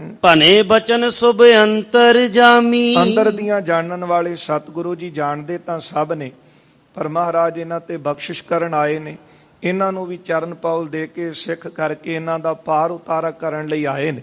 ਮਹਾਰਾਜ ਜੀਆਂ ਨੇ ਅੰਦਰ ਦੀ ਜਾਣਨ ਵਾਲੇ ਸਤਿਗੁਰੂ ਜੀ ਇਸ ਤਰ੍ਹਾਂ ਕਹਿਣ ਲੱਗੇ। ਸਕਟਨ ਬਿਖੈ ਸੌਜ ਤੁਮ ਪਾਈ। ਗੁਰਦੇਵ ਨਗਰ ਵਾਲਿਆਂ ਨੂੰ ਕਹਿੰਦੇ ਕਿ ਭਾਈ, ਇਹ ਤੁਸੀਂ ਸਾਰੀਆਂ ਸਮੱਗਰੀਆਂ, ਵਸਤੂ, ਕੀਮਤੀ ਸਮਾਨ ਆਪਣੇ ਗੱਡਿਆਂ ਤੇ ਕਿਉਂ ਲੱਦਿਆ ਹੈ? ਗ੍ਰਾਮ ਤਿਆਗ ਗਮਨੇ ਕੇ ਥਾਈ। ਦੱਸੋ ਕਿ ਨਗਰ ਛੱਡ ਕੇ, ਇਹ ਇਲਾਕਾ ਛੱਡ ਕੇ ਤੁਸੀਂ ਕਿੱਧਰ ਜਾ ਰਹੇ ਹੋ? ਕਿਹ ਦੁਖ ਤੇ ਕਰ ਸਦਨੀ ਉਜਾਰਾ। ਕਿਉਂਕਿ ਜਦੋਂ ਬੰਦੇ ਨੂੰ ਕੋਈ ਦੁੱਖ ਹੋਵੇ ਤਾਂ ਹੀ ਉਹ ਆਪਣਾ ਘਰ ਛੱਡਦਾ ਹੈ, ਨਹੀਂ ਤਾਂ ਘਰ ਦੇ ਨਾਲ ਤੇ ਮੋਹ ਇੰਨਾ ਹੁੰਦਾ ਹੈ ਕਿ ਵੱਡੇ ਤੋਂ ਵੱਡਾ ਦੁੱਖ ਵੀ ਬੰਦਾ ਉੱਥੇ ਰਹਿ ਕੇ ਸਹਾਰ ਲੈਂਦਾ। ਪਰ ਜਦੋਂ ਹੱਦੋਂ ਦੁੱਖ ਵੱਧ ਜਾਣ ਤੇ ਫਿਰ ਉਹ ਆਪਣਾ ਘਰ ਛੱਡਣ ਲਈ, ਆਪਣਾ ਇਲਾਕਾ ਛੱਡਣ ਲਈ, ਦੇਸ਼ ਛੱਡਣ ਲਈ ਮਜਬੂਰ ਹੁੰਦਾ ਹੈ। ਗੁਰਦੇਵ ਪੁੱਛਦੇ ਹਨ ਕਿ ਤੁਸੀਂ ਆਪਣਾ ਨਗਰ ਛੱਡ ਕੇ, ਇਲਾਕਾ ਛੱਡ ਕੇ ਕਿੱਧਰ ਜਾ ਰਹੇ ਹੋ? ਚੱਲੇ ਅਨੰਤ ਜੁੱਤ ਸਭ ਪਰਿਵਾਰਾ। ਆਪਣੇ ਪਰਿਵਾਰ ਵੀ ਤੁਸੀਂ ਨਾਲ ਲਏ ਨੇ। ਜੇ ਕਿਤੇ ਬੰਦਾ ਕੋਈ ਕੰਮਕਾਰ ਕਰਨ ਜਾਂਦਾ ਹੈ ਤੇ ਥੋੜਾ ਬਹੁਤਾ ਸਮਾਨ ਲੈ ਕੇ ਜਾਂਦਾ ਹੈ, ਤੁਸੀਂ ਤਾਂ ਸਾਰਾ ਸਮਾਨ ਗੱਡਿਆਂ ਤੇ ਲੱਦ ਲਿਆ, ਆਪਣੇ ਪਰਿਵਾਰ ਦੇ ਜੀ ਸਾਰੇ ਨਾਲ ਲੈ ਲਏ ਨੇ। ਕਿਦੋਂ ਭਇਓ ਭੈ ਭੂਪਤ ਕਾਂ ਕੋ। ਦੱਸੋ ਕਿਸੇ ਰਾਜੇ ਦਾ ਤੁਹਾਨੂੰ ਭੈ ਹੈ ਜਾਂ ਕਿਸੇ ਰਾਜੇ ਨੇ ਤੁਹਾਨੂੰ ਡਰਾਇਆ ਹੈ? ਤੁਮਹਿ ਵਿਗਨ ਕੋ ਕਹੀਏ ਤਾਕੋ। ਜੋ ਵੀ ਵਿਗਨ ਹੈ, ਜੋ ਵੀ ਤੁਹਾਨੂੰ ਮੁਸ਼ਕਲ ਹੈ, ਉਹ ਆਪਣਾ ਦੁੱਖ ਸਾਡੇ ਤਾਈਂ ਦੱਸੋ। ਦੋਹਰਾ ਸੁਨ ਕਰ ਸ੍ਰੀ ਗੁਰ ਕੇ ਬਚਨ। ਸਤਿਗੁਰੂ ਜੀ ਦੇ ਬਚਨ ਸੁਣ ਕੇ ਮਾਨਵ ਜੁਗ ਕਰ ਬੰਦ। ਇਹਨਾਂ ਲੋਕਾਂ ਨੇ ਆਪਣੇ ਦੋਵੇਂ ਹੱਥ ਜੋੜੇ ਤੇ ਬੇਨਤੀ ਕਰਨ ਲੱਗੇ। ਨਿਜ ਬਿਰਥਾ ਪਾਖਤ ਭਏ। ਆਪਣਾ ਜਿਹੜਾ ਦੁੱਖ ਸੀ ਇਹ ਨਗਰ ਵਾਲੇ ਸਤਿਗੁਰਾਂ ਨੂੰ ਦੱਸਦੇ ਹਨ। ਅਗਰਜ ਦੋਖ ਨਿਕੰਦ। ਕਿੰਨਾ ਕੇ ਦੱਸਦੇ ਨੇ ਜਿਹੜੇ ਦੁੱਖਾਂ ਨੂੰ ਕੱਟਣ ਵਾਲੇ ਨੇ। ਨਹੀਂ ਤਾਂ ਪਾਤਸ਼ਾਹ ਕਹਿੰਦੇ ਕਿਸ ਪੈ ਖੋਲੂ ਗੰਠੜੀ ਦੁਖੀ ਭਰ ਆਇਆ। ਦੁੱਖ ਕੀਆਂ ਪੰਡਾਂ ਖੁੱਲੀਆਂ ਸੁੱਖ ਨਾ ਨਿਕਲਿਓ ਕੋਏ। ਜਿਹਦੇ ਅੱਗੇ ਵੀ ਜਾ ਕੇ ਦੁੱਖ ਦੱਸਾਂਗੇ ਉਹ ਆਪਣੇ 10 ਦੁੱਖ ਸੁਣਾਵੇਗਾ। ਤੇ ਵਿਦਵਾਨ ਤਾਂ ਇਹ ਕਹਿੰਦੇ ਨੇ ਕਿ ਜਿਹੜੇ ਸਿਆਣੇ ਨੇ ਉਹ ਤਾਂ ਦੁੱਖ ਹੀ ਕਿਸੇ ਅੱਗੇ ਨਹੀਂ ਆਪਣਾ ਦੱਸਦੇ। ਪਤਾ ਇੱਕ ਦੱਸਾਂਗੇ ਤੇ 10 ਸੁਣਨੇ ਵੀ ਪੈਣਗੇ। ਇਸ ਲਈ ਦੁੱਖਾਂ ਨੂੰ ਕੱਟਣ ਵਾਲਾ ਤੇ ਪ੍ਰਭੂ ਦਾ ਨਾਮ ਹੀ ਹੈ ਨਾ। ਬਾਕੀ ਜੋ ਮੈਂ ਕੀਆ ਸੋ ਮੈਂ ਪਾਇਆ। ਜੋ ਕਰਮ ਕੀਤੇ ਨੇ ਉਹਨਾਂ ਕਰਮਾਂ ਦਾ ਹੀ ਫਲ ਆਪਾਂ ਭੋਗ ਰਹੇ ਹਾਂ। ਜੇ ਸਿਮਰਨ ਦਾ ਲੜ ਫੜਾਂਗੇ, ਬਾਣੀ ਦਾ ਲੜ ਫੜਾਂਗੇ, ਜੇ ਸੰਗਤ ਕਰਾਂਗੇ ਤੇ ਦੁੱਖ ਵੀ ਜਿਹੜੇ ਨੇ ਸੁੱਖ ਵਿੱਚ ਤਬਦੀਲ ਹੋ ਜਾਣਗੇ। ਹੁਣ ਇਹਨਾਂ ਨੇ ਆਪਣਾ ਦੁੱਖ ਕਿੰਨਾ ਅੱਗੇ ਦੱਸਿਆ, ਜਿਹੜੇ ਦੁਨੀਆ ਦੇ ਦੁੱਖ ਨੂੰ ਕੱਟਣ ਵਾਲੇ ਨੇ ਸਤਿਗੁਰ। ਤੇ ਫਿਰ ਦੁੱਖਾਂ ਨੂੰ ਕੱਟਣ ਵਾਲਾ ਤੇ ਇੱਕ ਮਾਲਕ ਪ੍ਰਭੂ ਹੀ ਹੈ ਨਾ। ਤੇ ਜੇ ਮਨ ਦੁਖੀ ਹੈ ਤੇ ਫਿਰ ਮਾਲਕ ਦੇ ਚਰਨਾਂ ਵਿੱਚ ਹੀ ਆ ਕੇ ਅਰਦਾਸ ਕਰੀਏ। ਇਹਨਾਂ ਨੇ ਆ ਕੇ ਸਤਿਗੁਰਾਂ ਦੇ ਚਰਨਾਂ 'ਚ ਫਿਰ ਬੇਨਤੀ ਕੀਤੀ ਹੈ। ਚੌਪਈ ਸੁਨੋ ਸੁਖਦ ਜੀ ਸ੍ਰੀ ਗੁਰੂ ਨਾਨਕ। ਕਹਿਣ ਲੱਗੇ ਆ ਸ੍ਰੀ ਗੁਰੂ ਨਾਨਕ ਦੇਵ ਜੀ ਆਪ ਜੀ ਸੁੱਖਾਂ ਦੇ ਦਾਤੇ ਹੋ ਤੇ ਸਾਡੇ ਦੁੱਖ ਨੂੰ ਸੁਣੋ। ਲਗੇ ਅਗਨ ਇਸ ਗ੍ਰਾਮ ਅਚਾਨਕ। ਸਾਨੂੰ ਕੋਈ ਚਾਹ ਨਹੀਂ ਹੈ ਕਿ ਨਗਰ ਛੱਡ ਕੇ ਕਿਤੇ ਹੋਰ ਜਾਈਏ, ਕਿਤੇ ਹੋਰ ਜਾ ਕੇ ਘਰ ਬਣਾ ਕੇ ਰਹੀਏ। ਪਰ ਸਾਡਾ ਦੁੱਖ ਇਹ ਹੈ ਕਿ ਅਚਾਨਕ ਹੀ ਇਸ ਨਗਰ ਦੇ ਵਿੱਚ, ਇਹ ਇਲਾਕੇ ਦੇ ਵਿੱਚ ਅੱਗ ਲੱਗ ਜਾਂਦੀ ਹੈ। ਇਸ ਦੁੱਖ ਤੇ ਹਮ ਅਨੰਤ ਪਧਾਰੇ। ਇਸੇ ਦੁੱਖ ਕਰਕੇ ਅਸੀਂ ਇਸ ਦੇਸ਼ ਨੂੰ, ਇਲਾਕੇ ਨੂੰ ਛੱਡ ਕੇ ਕਿਤੇ ਹੋਰ ਜਾ ਰਹੇ ਹਾਂ। ਅਚਾਨਕ ਇਸ ਨਗਰ ਨੂੰ ਅੱਗ ਲੱਗਦੀ ਹੈ। ਬਾਹੁਰ ਆਏ ਕਰ ਹੈ ਘਰ ਬਾਰੇ। ਜਦੋਂ ਅੱਗ ਲੱਗ ਜਾਂਦੀ ਹੈ ਤੇ ਬਾਅਦ ਵਿੱਚ ਜਦੋਂ ਇਹ ਠੰਡੀ ਹੋ ਜਾਂਦੀ ਹੈ ਅੱਗ, ਤੇ ਫੇਰ ਆਪਾਂ ਆ ਕੇ ਇੱਥੇ ਰਹਿਣ ਲੱਗ ਪੈਨੇ ਆ। ਛਟੇ ਮਾਸ ਇੱਕ ਬਾਸੁਰ ਮਾਹੀ। ਤੇ ਜਦੋਂ ਦੀ ਅਸੀਂ ਹੋਸ਼ ਸੰਭਾਲੀ ਹੈ ਨਾ, 6 ਮਹੀਨਿਆਂ ਦੇ ਵਿੱਚ ਇੱਕ ਵਾਰ ਇਹ ਕੰਮ ਹੁੰਦਾ ਏ। ਅਗਨ ਸੰਗ ਜਾਵੇ ਕੋ ਦਾਹੀ। 6 ਮਹੀਨਿਆਂ ਦੇ ਵਿੱਚ ਇੱਕ ਵਾਰ ਇਸ ਨਗਰ ਦੇ ਘਰਾਂ ਨੂੰ ਅੱਗ ਲੱਗ ਜਾਂਦੀ ਹੈ ਤੇ ਸਾਜੋ ਸਮਾਨ, ਸਾਡਾ ਕੀਮਤੀ ਵਸਤੂਆਂ ਸੜ ਜਾਂਦੀਆਂ ਨੇ। ਕੀਤਿਕ ਦਿਵਸ ਸਦਨ ਇਹ ਤਜ ਕੈ। ਕੁਝ ਕੁ ਦਿਨ ਸਾਨੂੰ ਇਹ ਸਮਾਂ ਪਤਾ ਹੈ ਕਿ 6 ਮਹੀਨਿਆਂ ਬਾਅਦ ਇਹ ਦਿਨ ਆਉਂਦੇ ਨੇ ਜਦੋਂ ਅੱਗ ਲੱਗਦੀ ਹੈ। ਇਸ ਲਈ ਆਪਾਂ ਕੁਝ ਦਿਨ ਆਪਣੇ ਘਰ ਛੱਡ ਕੇ ਬਸ ਹੈ ਅਨੰਤ ਗ੍ਰਾਮ ਪੈ ਭਜ ਕੈ। ਸਾਨੂੰ ਡਰ ਲੱਗਦਾ ਹੈ ਕਿ ਕੌਣ ਇੱਥੇ ਮੌਤ ਦਾ ਸਾਹਮਣਾ ਕਰੇ। ਆਪੋ ਆਪਣਾ ਸਮਾਨ ਸੰਭਾਲੀਏ ਤੇ ਕਿਤੇ ਹੋਰ ਜਾ ਕੇ ਰਹਿ ਲਈਏ। ਜਦੋਂ ਸਮਾਂ ਲੰਘ ਜਾਂਦਾ ਹੈ ਤੇ ਫਿਰ ਆ ਕੇ ਆਪਾਂ ਇੱਥੇ ਨਿਵਾਸ ਕਰ ਲੈਨੇ ਆ। ਆਪ ਚਲੋ ਜੀ ਸੰਗ ਹਮਾਰੇ। ਸੰਤ ਜੀ ਸਾਡੀ ਬੇਨਤੀ ਮੰਨੋ ਤੇ ਤੁਸੀਂ ਵੀ ਸਾਡੇ ਨਾਲ ਹੀ ਚੱਲੋ। ਸੇਵੇ ਸਭ ਬਿਦ ਚਰਨ ਤੁਮਾਰੇ। ਹਰ ਤਰ੍ਹਾਂ ਕਰਕੇ ਅਸੀਂ ਤੁਹਾਡੇ ਚਰਨਾਂ ਦੀ ਸੇਵਾ ਕਰਾਂਗੇ। ਸੰਤ ਰੂਪ ਤੁਮ ਪਰਿ ਉਪਕਾਰੀ। ਆਪ ਜੀ ਸੰਤ ਰੂਪ ਹੋ ਤੇ ਵੱਡੇ ਪਰਉਪਕਾਰੀ ਹੋ। ਪੁਨ ਇੱਛਾ ਜੋ ਕਰਹੁ ਤੁਮਾਰੀ। ਫਿਰ ਜੋ ਆਪ ਜੀ ਦੀ ਇੱਛਾ ਹੋਵੇ ਆਪ ਜੀ ਉਸੇ ਤਰ੍ਹਾਂ ਹੀ ਕਰੋ। ਜੇ ਤੁਹਾਡੀ ਇੱਛਾ ਹੈ ਤੇ ਸੰਤ ਜੀ ਸਾਡੇ ਨਾਲ ਚੱਲੋ, ਅਸੀਂ ਤੁਹਾਡੇ ਚਰਨਾਂ ਦੀ ਸੇਵਾ ਕਰ ਸਕੀਏ। ਦੋਹਰਾ ਕਰੁਣਾ ਕਰ ਬੋਲੇ ਬਚਨ। ਕਿਰਪਾ ਦੀ ਖਾਨ ਸਤਿਗੁਰੂ ਜੀ ਇਹਨਾਂ ਦਾ ਦੁੱਖ ਸੁਣ ਕੇ ਕਹਿਣ ਲੱਗੇ। ਸ੍ਰੀ ਬੇਦੀ ਕੁਲ ਕੇਤ। ਬੇਦੀਆਂ ਦੇ ਕੁਲ ਦੇ ਨਿਸ਼ਾਨ ਸਰੂਪ ਸਤਿਗੁਰੂ ਜੀ ਧਾਰੋ ਸਿੱਖੀ ਗੁਰੂ ਕੀ। ਗੁਰਦੇਵ ਕਹਿਣ ਲੱਗੇ ਜੇ ਤੁਸੀਂ ਸਾਡਾ ਬਚਨ ਮੰਨੋ, ਗੁਰੂ ਕੀ ਸਿੱਖੀ ਨੂੰ ਧਾਰਨ ਕਰੋਗੇ, ਪੁੰਨ ਨਹਿ ਜਲਹਿ ਨਿਕੇਤ। ਤੇ ਫਿਰ ਤੁਹਾਡੇ ਨਕੇਤ ਘਰ ਜਿਹੜੇ ਨਾ ਉਹ ਸੜਨਗੇ ਨਹੀਂ। ਭਾਵੇਂ ਦਾ ਇਹੋ ਹੀ ਹੈ ਕਿ ਜਿਹੜੇ ਗੁਰੂ ਦੇ ਬਚਨ ਨੂੰ ਮੰਨਦੇ ਨੇ, ਜਿਹੜੇ ਦੁੱਖ ਹਨ, ਜਿਹੜੇ ਇਸ ਤਰ੍ਹਾਂ ਦੇ ਭਿਆਨਕ ਦੁੱਖ ਹਨ, ਉਹ ਕੁਝ ਵਿਗਾੜ ਨਹੀਂ ਸਕਦੇ। ਮਹਾਰਾਜ ਕਹਿਣ ਲੱਗੇ ਹੋ ਸਕਦਾ ਕਮੀ ਸਾਡੇ ਵਿੱਚ ਹੁੰਦੀ ਹੋਵੇ, ਅਸੀਂ ਉਹਨਾਂ ਬਚਨਾਂ ਤੇ ਪੈਰਾ ਨਾ ਦੇ ਸਕਦੇ ਹੋਈਏ। ਜਿਹੜੀ ਰਹਿਤ ਗੁਰਦੇਵ ਨੇ ਸਾਨੂੰ ਦਿੱਤੀ ਅਸੀਂ ਨਾ ਕਮਾ ਸਕਦੇ ਹੋਈਏ ਤੇ ਫਿਰ ਦੋਸ਼ ਦਈਏ ਕਿ ਡਾਕਟਰ ਦੀ ਦਵਾਈ ਦੇ ਵਿੱਚ ਕੋਈ ਕਮੀ ਹੈ ਪਰ ਨਹੀਂ ਹੋ ਸਕਦਾ ਸਾਡੇ ਜੀਵਨ 'ਚ ਕੋਈ ਘਾਟ ਹੋਵੇ। ਨਹੀਂ ਤਾਂ ਗੁਰਦੇਵ ਦੇ ਬਚਨ ਰਹਿਣੀ ਰਹਿ ਸੋਈ ਸਿੱਖ ਮੇਰਾ, ਉਹ ਸਾਹਿਬ ਮੈਂ ਉਸ ਕਾ ਚੇਰਾ। ਜਾਬੇ ਗਏ ਵਿਪਰਨ ਕੀ ਰੀਤ, ਮੈਂ ਨਾ ਕਰੋ ਇਨ ਕੀ ਪ੍ਰਤੀਤ। ਗੁਰਦੇਵ ਕਹਿਣ ਲੱਗੇ ਸਿੱਖ ਸਜੋ, ਜੇ ਬਚਨ ਮੰਨੋਗੇ ਤੇ ਤੁਹਾਡੇ ਇਹ ਨਗਰ ਸੜਨਗੇ ਨਹੀਂ। ਚੌਪਈ ਸਤਨਾਮ ਕੋ ਜਾਪ ਜਪੀਜੈ, ਸਿੱਖੀ ਧਾਰਨ ਕਰੋ ਤੇ ਸਤਨਾਮ ਪ੍ਰਭੂ ਦੇ ਨਾਮ ਦਾ ਜਾਪ ਕਰੋ। ਉਰ ਤੇ ਡਰ ਕੋ ਦੂਰ ਕਰੀਜੈ, ਜਦੋਂ ਨਾਮ ਜਪੋ ਭਾਵਨਾ ਦੇ ਨਾਲ, ਸ਼ਰਧਾ ਦੇ ਨਾਲ, ਤੇ ਫਿਰ ਸਾਰੇ ਡਰ ਮਨ ਵਿੱਚੋਂ ਦੂਰ ਕਰ ਦਿਓ। ਨਿਰਭਉ ਜਪੈ ਸਗਲ ਭਉ ਮਿਟੈ। ਜੇ ਨਾਮ ਜਪੋਗੇ ਤੇ ਸਾਰੇ ਡਰ ਦੂਰ ਹੋ ਜਾਣਗੇ। ਮਨ ਬਾਂਛਤ ਸੁਖ ਪਾਏ ਕਨੇਰੇ, ਮਨ ਭਾਉਂਦੇ ਫਲ ਤੁਸੀਂ ਪ੍ਰਾਪਤ ਕਰੋਗੇ। ਬਸੋ ਸ਼ਾਂਤ ਸੋ ਆਪਣੀ ਡੇਰੇ, ਤੇ ਫਿਰ ਤੁਸੀਂ ਸ਼ਾਂਤੀ ਦੇ ਨਾਲ ਆਪਣੇ ਡੇਰਿਆਂ ਵਿੱਚ ਰਹਿ ਸਕਦੇ ਹੋ। ਨਾਮ ਨੂੰ ਭੁਲਾਣ ਕਰਕੇ ਤੇ ਮਹਾਰਾਜ ਦੇ ਬਚਨ ਬਾਣੀ ਅੰਦਰ ਪੜ੍ਹਦੇ ਆ ਕਿ ਜਿੱਥੈ ਨਾਮ ਨਾ ਜਪੀਐ ਪ੍ਰਭ ਪਿਆਰੇ। ਮਹਾਰਾਜ ਕਹਿੰਦੇ ਨੇ ਜਿੱਥੇ ਨਾਮ ਨਹੀਂ ਜਪਿਆ ਜਾਂਦਾ ਉਹ ਘਰ ਘਰ ਨਹੀਂ ਰਹਿ ਜਾਂਦੇ, ਉਹ ਤਾਂ ਸ਼ਮਸ਼ਾਨ ਦੇ ਸਮਾਨ ਬਣ ਜਾਂਦੇ। ਉਹਨਾਂ ਦੇ ਵਿੱਚ ਹੀ ਤਾਂ ਫਿਰ ਤਿੰਨ ਭੂਤ ਵਸੈ, ਉਹਨਾਂ ਵਿੱਚ ਹੀ ਆ ਕਰਕੇ ਜਿਹੜੇ ਪ੍ਰੇਤ ਹਨ ਉਹ ਨਿਵਾਸਾ ਕਰਦੇ ਹਨ। ਇੱਥੇ ਵੀ ਇਹੋ ਕਾਰਨ ਸੀ ਕਿ ਨਾਮ ਨੂੰ ਭੁਲਾਣ ਕਰਕੇ ਇਸ ਨਗਰ ਦੇ ਵਿੱਚ ਜਿਹੜਾ ਆ ਕੇ ਦਿਓ ਰਹਿੰਦਾ ਸੀ, ਉਹੀ ਆ ਕੇ ਨਗਰ ਦੇ ਵਿੱਚ 6 ਮਹੀਨੇ ਬਾਅਦ ਇਹਨੂੰ ਅੱਗ ਲਾਉਂਦਾ ਸੀ ਕਿ ਲੋਕਾਂ ਦਾ ਭੈ, ਮੇਰਾ ਭੈ ਲੋਕਾਂ ਦੇ ਮਨਾਂ ਦੇ ਵਿੱਚ ਬਣਿਆ ਰਹੇ। ਪਰ ਗੁਰਦੇਵ ਨੇ ਰਹਿਮਤ ਕੀਤੀ ਹੈ, ਮੁਬਾਰਕ ਚਰਨ ਪਾਏ। ਜਦੋਂ ਨਗਰ ਛੱਡ ਕੇ ਜਾ ਰਹੇ ਸਨ ਇਹਨਾਂ ਦੀ ਬਿਰਥਾ ਸੁਣੀ ਹੈ। ਮਹਾਰਾਜ ਕਹਿਣ ਲੱਗੇ ਨਾਮ ਜਪੋ ਸਿੱਖੀ ਧਾਰਨ ਕਰੋ। ਜੇ ਨਾਮ ਜਪੋਗੇ ਤੇ ਸਾਰੇ ਭੈ ਦੂਰ ਹੋ ਜਾਣਗੇ, ਫਿਰ ਕਿਸੇ ਤਰ੍ਹਾਂ ਦਾ ਵਿਘਨ ਨਹੀਂ ਲੱਗੇਗਾ, ਘਰ ਛੱਡਣ ਦੀ ਲੋੜ ਨਹੀਂ ਪਵੇਗੀ। ਅਬ ਤੇ ਲਗੇ ਨਾ ਅਗਨੇ ਅਗਾਰੀ, ਅੱਜ ਤੋਂ ਬਾਅਦ ਇਹਨਾਂ ਘਰਾਂ ਨੂੰ ਅੱਗ ਨਹੀਂ ਲੱਗੇਗੀ। ਕਦੋਂ ਨਹੀਂ ਲੱਗੇਗੀ? ਜੇ ਨਾਮ ਜਪੋਗੇ। ਜੇ ਨਾਮ ਨੂੰ ਭੁਲਾਓਗੇ ਤੇ ਫੇਰ ਹੀ ਜਿਹੜੇ ਨੇ ਸਹੀ ਨਗਰ ਉਜਾੜੀ ਜੀਓ, ਉਹ ਫਿਰ ਨਗਰ ਨਗਰ ਨਹੀਂ ਰਹਿੰਦੇ, ਉਹ ਸ਼ਮਸ਼ਾਨ ਬਣ ਜਾਂਦੇ ਨੇ। ਪਾਤਸ਼ਾਹ ਕਹਿੰਦੇ ਨੇ ਇਹ ਬਚਨ ਮੰਨੋ ਤੇ ਅੱਜ ਤੋਂ ਬਾਅਦ ਤੁਹਾਡੇ ਘਰਾਂ ਨੂੰ, ਡੇਰਿਆਂ ਨੂੰ, ਇਹ ਨਗਰ ਦੀਆਂ ਵਸਤੂਆਂ ਨੂੰ ਅੱਗ ਨਹੀਂ ਲੱਗੇਗੀ। ਧਰਮਸਾਲ ਸੁਠ ਰਚੋ ਸਵਾਰੀ, ਇੱਥੇ ਬੜੀ ਸੁੰਦਰ ਧਰਮਸ਼ਾਲਾ ਜਿਹੜੀ ਉਹ ਸਵਾਰ ਕੇ ਬਣਾਵੋ। ਸੰਤ ਅਥਿਤ ਕੀ ਕੀਜੈ ਸੇਵਾ, ਜੇ ਕੋਈ ਲੋੜਵੰਦ ਆਉਂਦਾ ਹੈ, ਸੰਤ ਜਨ ਆਉਂਦੇ ਨੇ, ਉਹਨਾਂ ਦੀ ਸੇਵਾ ਕਰੋ। ਮਹਿਮਾ ਕੀਰਤ ਕੋ ਲਖ ਭੇਵਾ, ਪ੍ਰਭੂ ਦੀ ਕੀਰਤੀ ਦੀ ਮਹਿਮਾ ਨੂੰ ਜਾਣੋ। ਜੇ ਉਹਦੀ ਕੀਰਤੀ ਕਰੋਗੇ ਨਾ ਤੇ ਉਹਦੀ ਮਹਿਮਾ ਆਪੇ ਹੀ ਸਾਹਮਣੇ ਆ ਜਾਵੇਗੀ। ਹਲੇ ਤਾਂ ਭਰੋਸਾ ਨਹੀਂ ਵੱਜਦਾ ਕਿਉਂਕਿ ਆਪਾਂ ਕੀਰਤੀ ਕਰਦੇ ਨੇ, ਸਿਮਰਨ ਕਰਦੇ ਨੇ। ਜਿਹੜੇ ਸਿਮਰਨ ਕਰਨ ਵਾਲੇ ਨੇ ਉਹਨਾਂ ਨੂੰ ਆਪੇ ਭਰੋਸਾ ਵੱਜ ਜਾਂਦਾ ਹੈ। ਫਿਰ ਉਹਨਾਂ ਦੇ ਕਾਰਜ ਤਾਂ ਪ੍ਰਭੂ ਆਪ ਸਵਾਰ ਦਿੰਦੇ ਨੇ।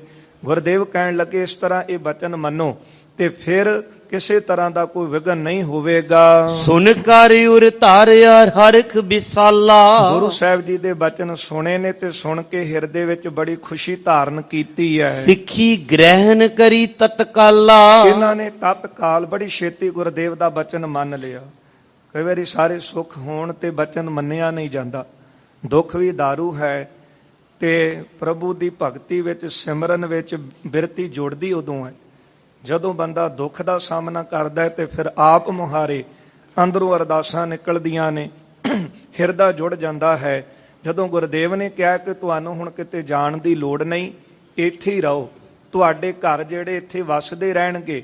ਪਰ ਇਹ ਬਚਨ ਮੰਨੋ, ਸਤਨਾਮ ਦਾ ਜਾਪ ਕਰੋ, ਸਿੱਖੀ ਧਾਰਨ ਕਰੋ ਤੇ ਫਿਰ ਆਪ ਇਹ ਤੁਹਾਡੇ ਘਰਾਂ ਵਿੱਚ ਬਰਕਤ ਵਰਤੇਗੀ। ਜਿਸ ਤਰ੍ਹਾਂ ਗੁਰਦੇਵ ਨੇ ਹੁਕਮ ਕੀਤਾ, ਬਚਨ ਮੰਨ ਕੇ ਸਿੱਖੀ ਨੂੰ ਧਾਰਨ ਕਰ ਲਿਆ। ਗਮਨ ਨਾ ਕੀਨ ਗ੍ਰਾਮ ਜੀ ਆਨਾ, ਜਦੋਂ ਸਿੱਖੀ ਧਾਰਨ ਕਰ ਲਈ ਨਾ, ਫਿਰ ਇਹ ਆਪਣਾ ਘਰ ਛੱਡ ਕੇ, ਨਗਰ ਛੱਡ ਕੇ ਕਿਤੇ ਹੋਰ ਨਹੀਂ ਗਏ। ਮਾਨ ਸੋ ਬਚਨ ਵਸੇ ਨਿਜ ਥਾਨਾ, ਗੁਰੂ ਜੀ ਦਾ ਬਚਨ ਮੰਨ ਕੇ ਉੱਥੇ ਹੀ ਰਹਿ ਪਏ। ਭਾਵ ਇਹੋ ਹੀ ਹੈ ਕਿ ਜੇ ਆਪਾਂ ਗੁਰੂ ਦੇ ਬਚਨ ਨੂੰ ਮੰਨਾਂਗੇ ਤੇ ਫਿਰ ਕਿਤੇ ਭਟਕਣ ਦੀ ਲੋੜ ਨਹੀਂ। ਸਤਿਗੁਰੂ ਆਪ ਸਹਾਈ ਹੋਣਗੇ ਤੇ ਆਪ ਲਾਜ ਰੱਖਣਗੇ, ਲੋਕ ਵਿੱਚ ਵੀ ਤੇ ਪਰਲੋਕ ਵਿੱਚ ਵੀ। ਸਤਿਗੁਰੂ ਕਿਰਪਾ ਕਰਨ, ਰਹਿਮਤ ਕਰਨ। ਇੱਥੇ ਸਮਾਂ ਸਮਾਪਤੀ ਤੇ ਹੈ। ਜਿਸ ਤਰ੍ਹਾਂ ਗੁਰੂ ਜੀ ਦਾ ਬਚਨ ਮੰਨ ਕੇ ਨਗਰ ਵਿੱਚ ਰਹਿੰਦੇ ਨੇ ਤੇ ਜਿਹੜਾ ਉਹ ਦਿਓ ਆ ਕੇ ਅੱਗ ਲਾਉਂਦਾ ਸੀ, ਜਦੋਂ ਪਾਤਸ਼ਾਹ ਦੇ ਸਾਹਮਣੇ ਆਵੇਗਾ ਤੇ ਗੁਰੂ ਜੀ ਦਾ ਪ੍ਰਤਾਪ ਨਾ ਸਹਾਰਦਾ ਹੋਇਆ, ਜਿਸ ਤਰ੍ਹਾਂ ਚਰਨਾਂ ਵਿੱਚ ਪਵੇਗਾ, ਗੁਰਦੇਵ ਉਹਨੂੰ ਵੀ ਮਹਾਰਾਜ ਸਿੱਧੇ ਮਾਰਗ ਤੇ ਪਾਉਣਗੇ। ਇਹ ਰਹਿੰਦਾ ਪ੍ਰਸੰਗ ਆਪਾਂ ਕੱਲ ਦੇ ਦੀਵਾਨਾਂ 'ਚ ਸਰਵਣ ਕਰਾਂਗੇ। ਸਤਿਗੁਰੂ ਕਿਰਪਾ ਕਰਨ ਜੋ ਉਪਦੇਸ਼ ਮਹਾਰਾਜ ਜੀਆਂ ਨੇ ਝੋਲੀ ਵਿੱਚ ਪਾਇਆ ਹੈ, ਦਿੱਤਾ ਉਪਦੇਸ਼ ਸਾਡੇ ਹਿਰਦਿਆਂ 'ਚ ਵਸ ਜਾਵੇ। ਲੋਕ ਸੁਖੀਏ ਪਰ ਲੋਕ ਸੁਹੇਲੇ ਹੋ ਸਕੀਏ। ਆਓ ਦੋ ਪੰਕਤੀਆਂ ਇੱਥੇ ਸਰਵਣ ਕਰੀਏ। ਸਮਾਪਤੀ ਹੈ ਜੀ। ਸਭ ਸੰਭਾਰ ਸੰਭਾਰ ਕੈ ਸੁਨ ਕਰ ਉਰ ਤਰ ਹਰਖ ਵਿਸਾਲਾ। ਸਿੱਖੀ ਗ੍ਰਹਿਣ ਕਰੀ ਤਤਕਾਲਾ ਗਮਨ ਨ ਕੀਨ ਗ੍ਰਾਮ ਜੀ ਆਨਾ। ਮਾਨ ਸੋ ਬਚਨ ਵਸੇ ਨਿਜ ਥਾਨਾ। ਵਾਹਿਗੁਰੂ ਜੀ ਕਾ ਖਾਲਸਾ ਵਾਹਿਗੁਰੂ ਜੀ ਕੀ ਫਤਿਹ।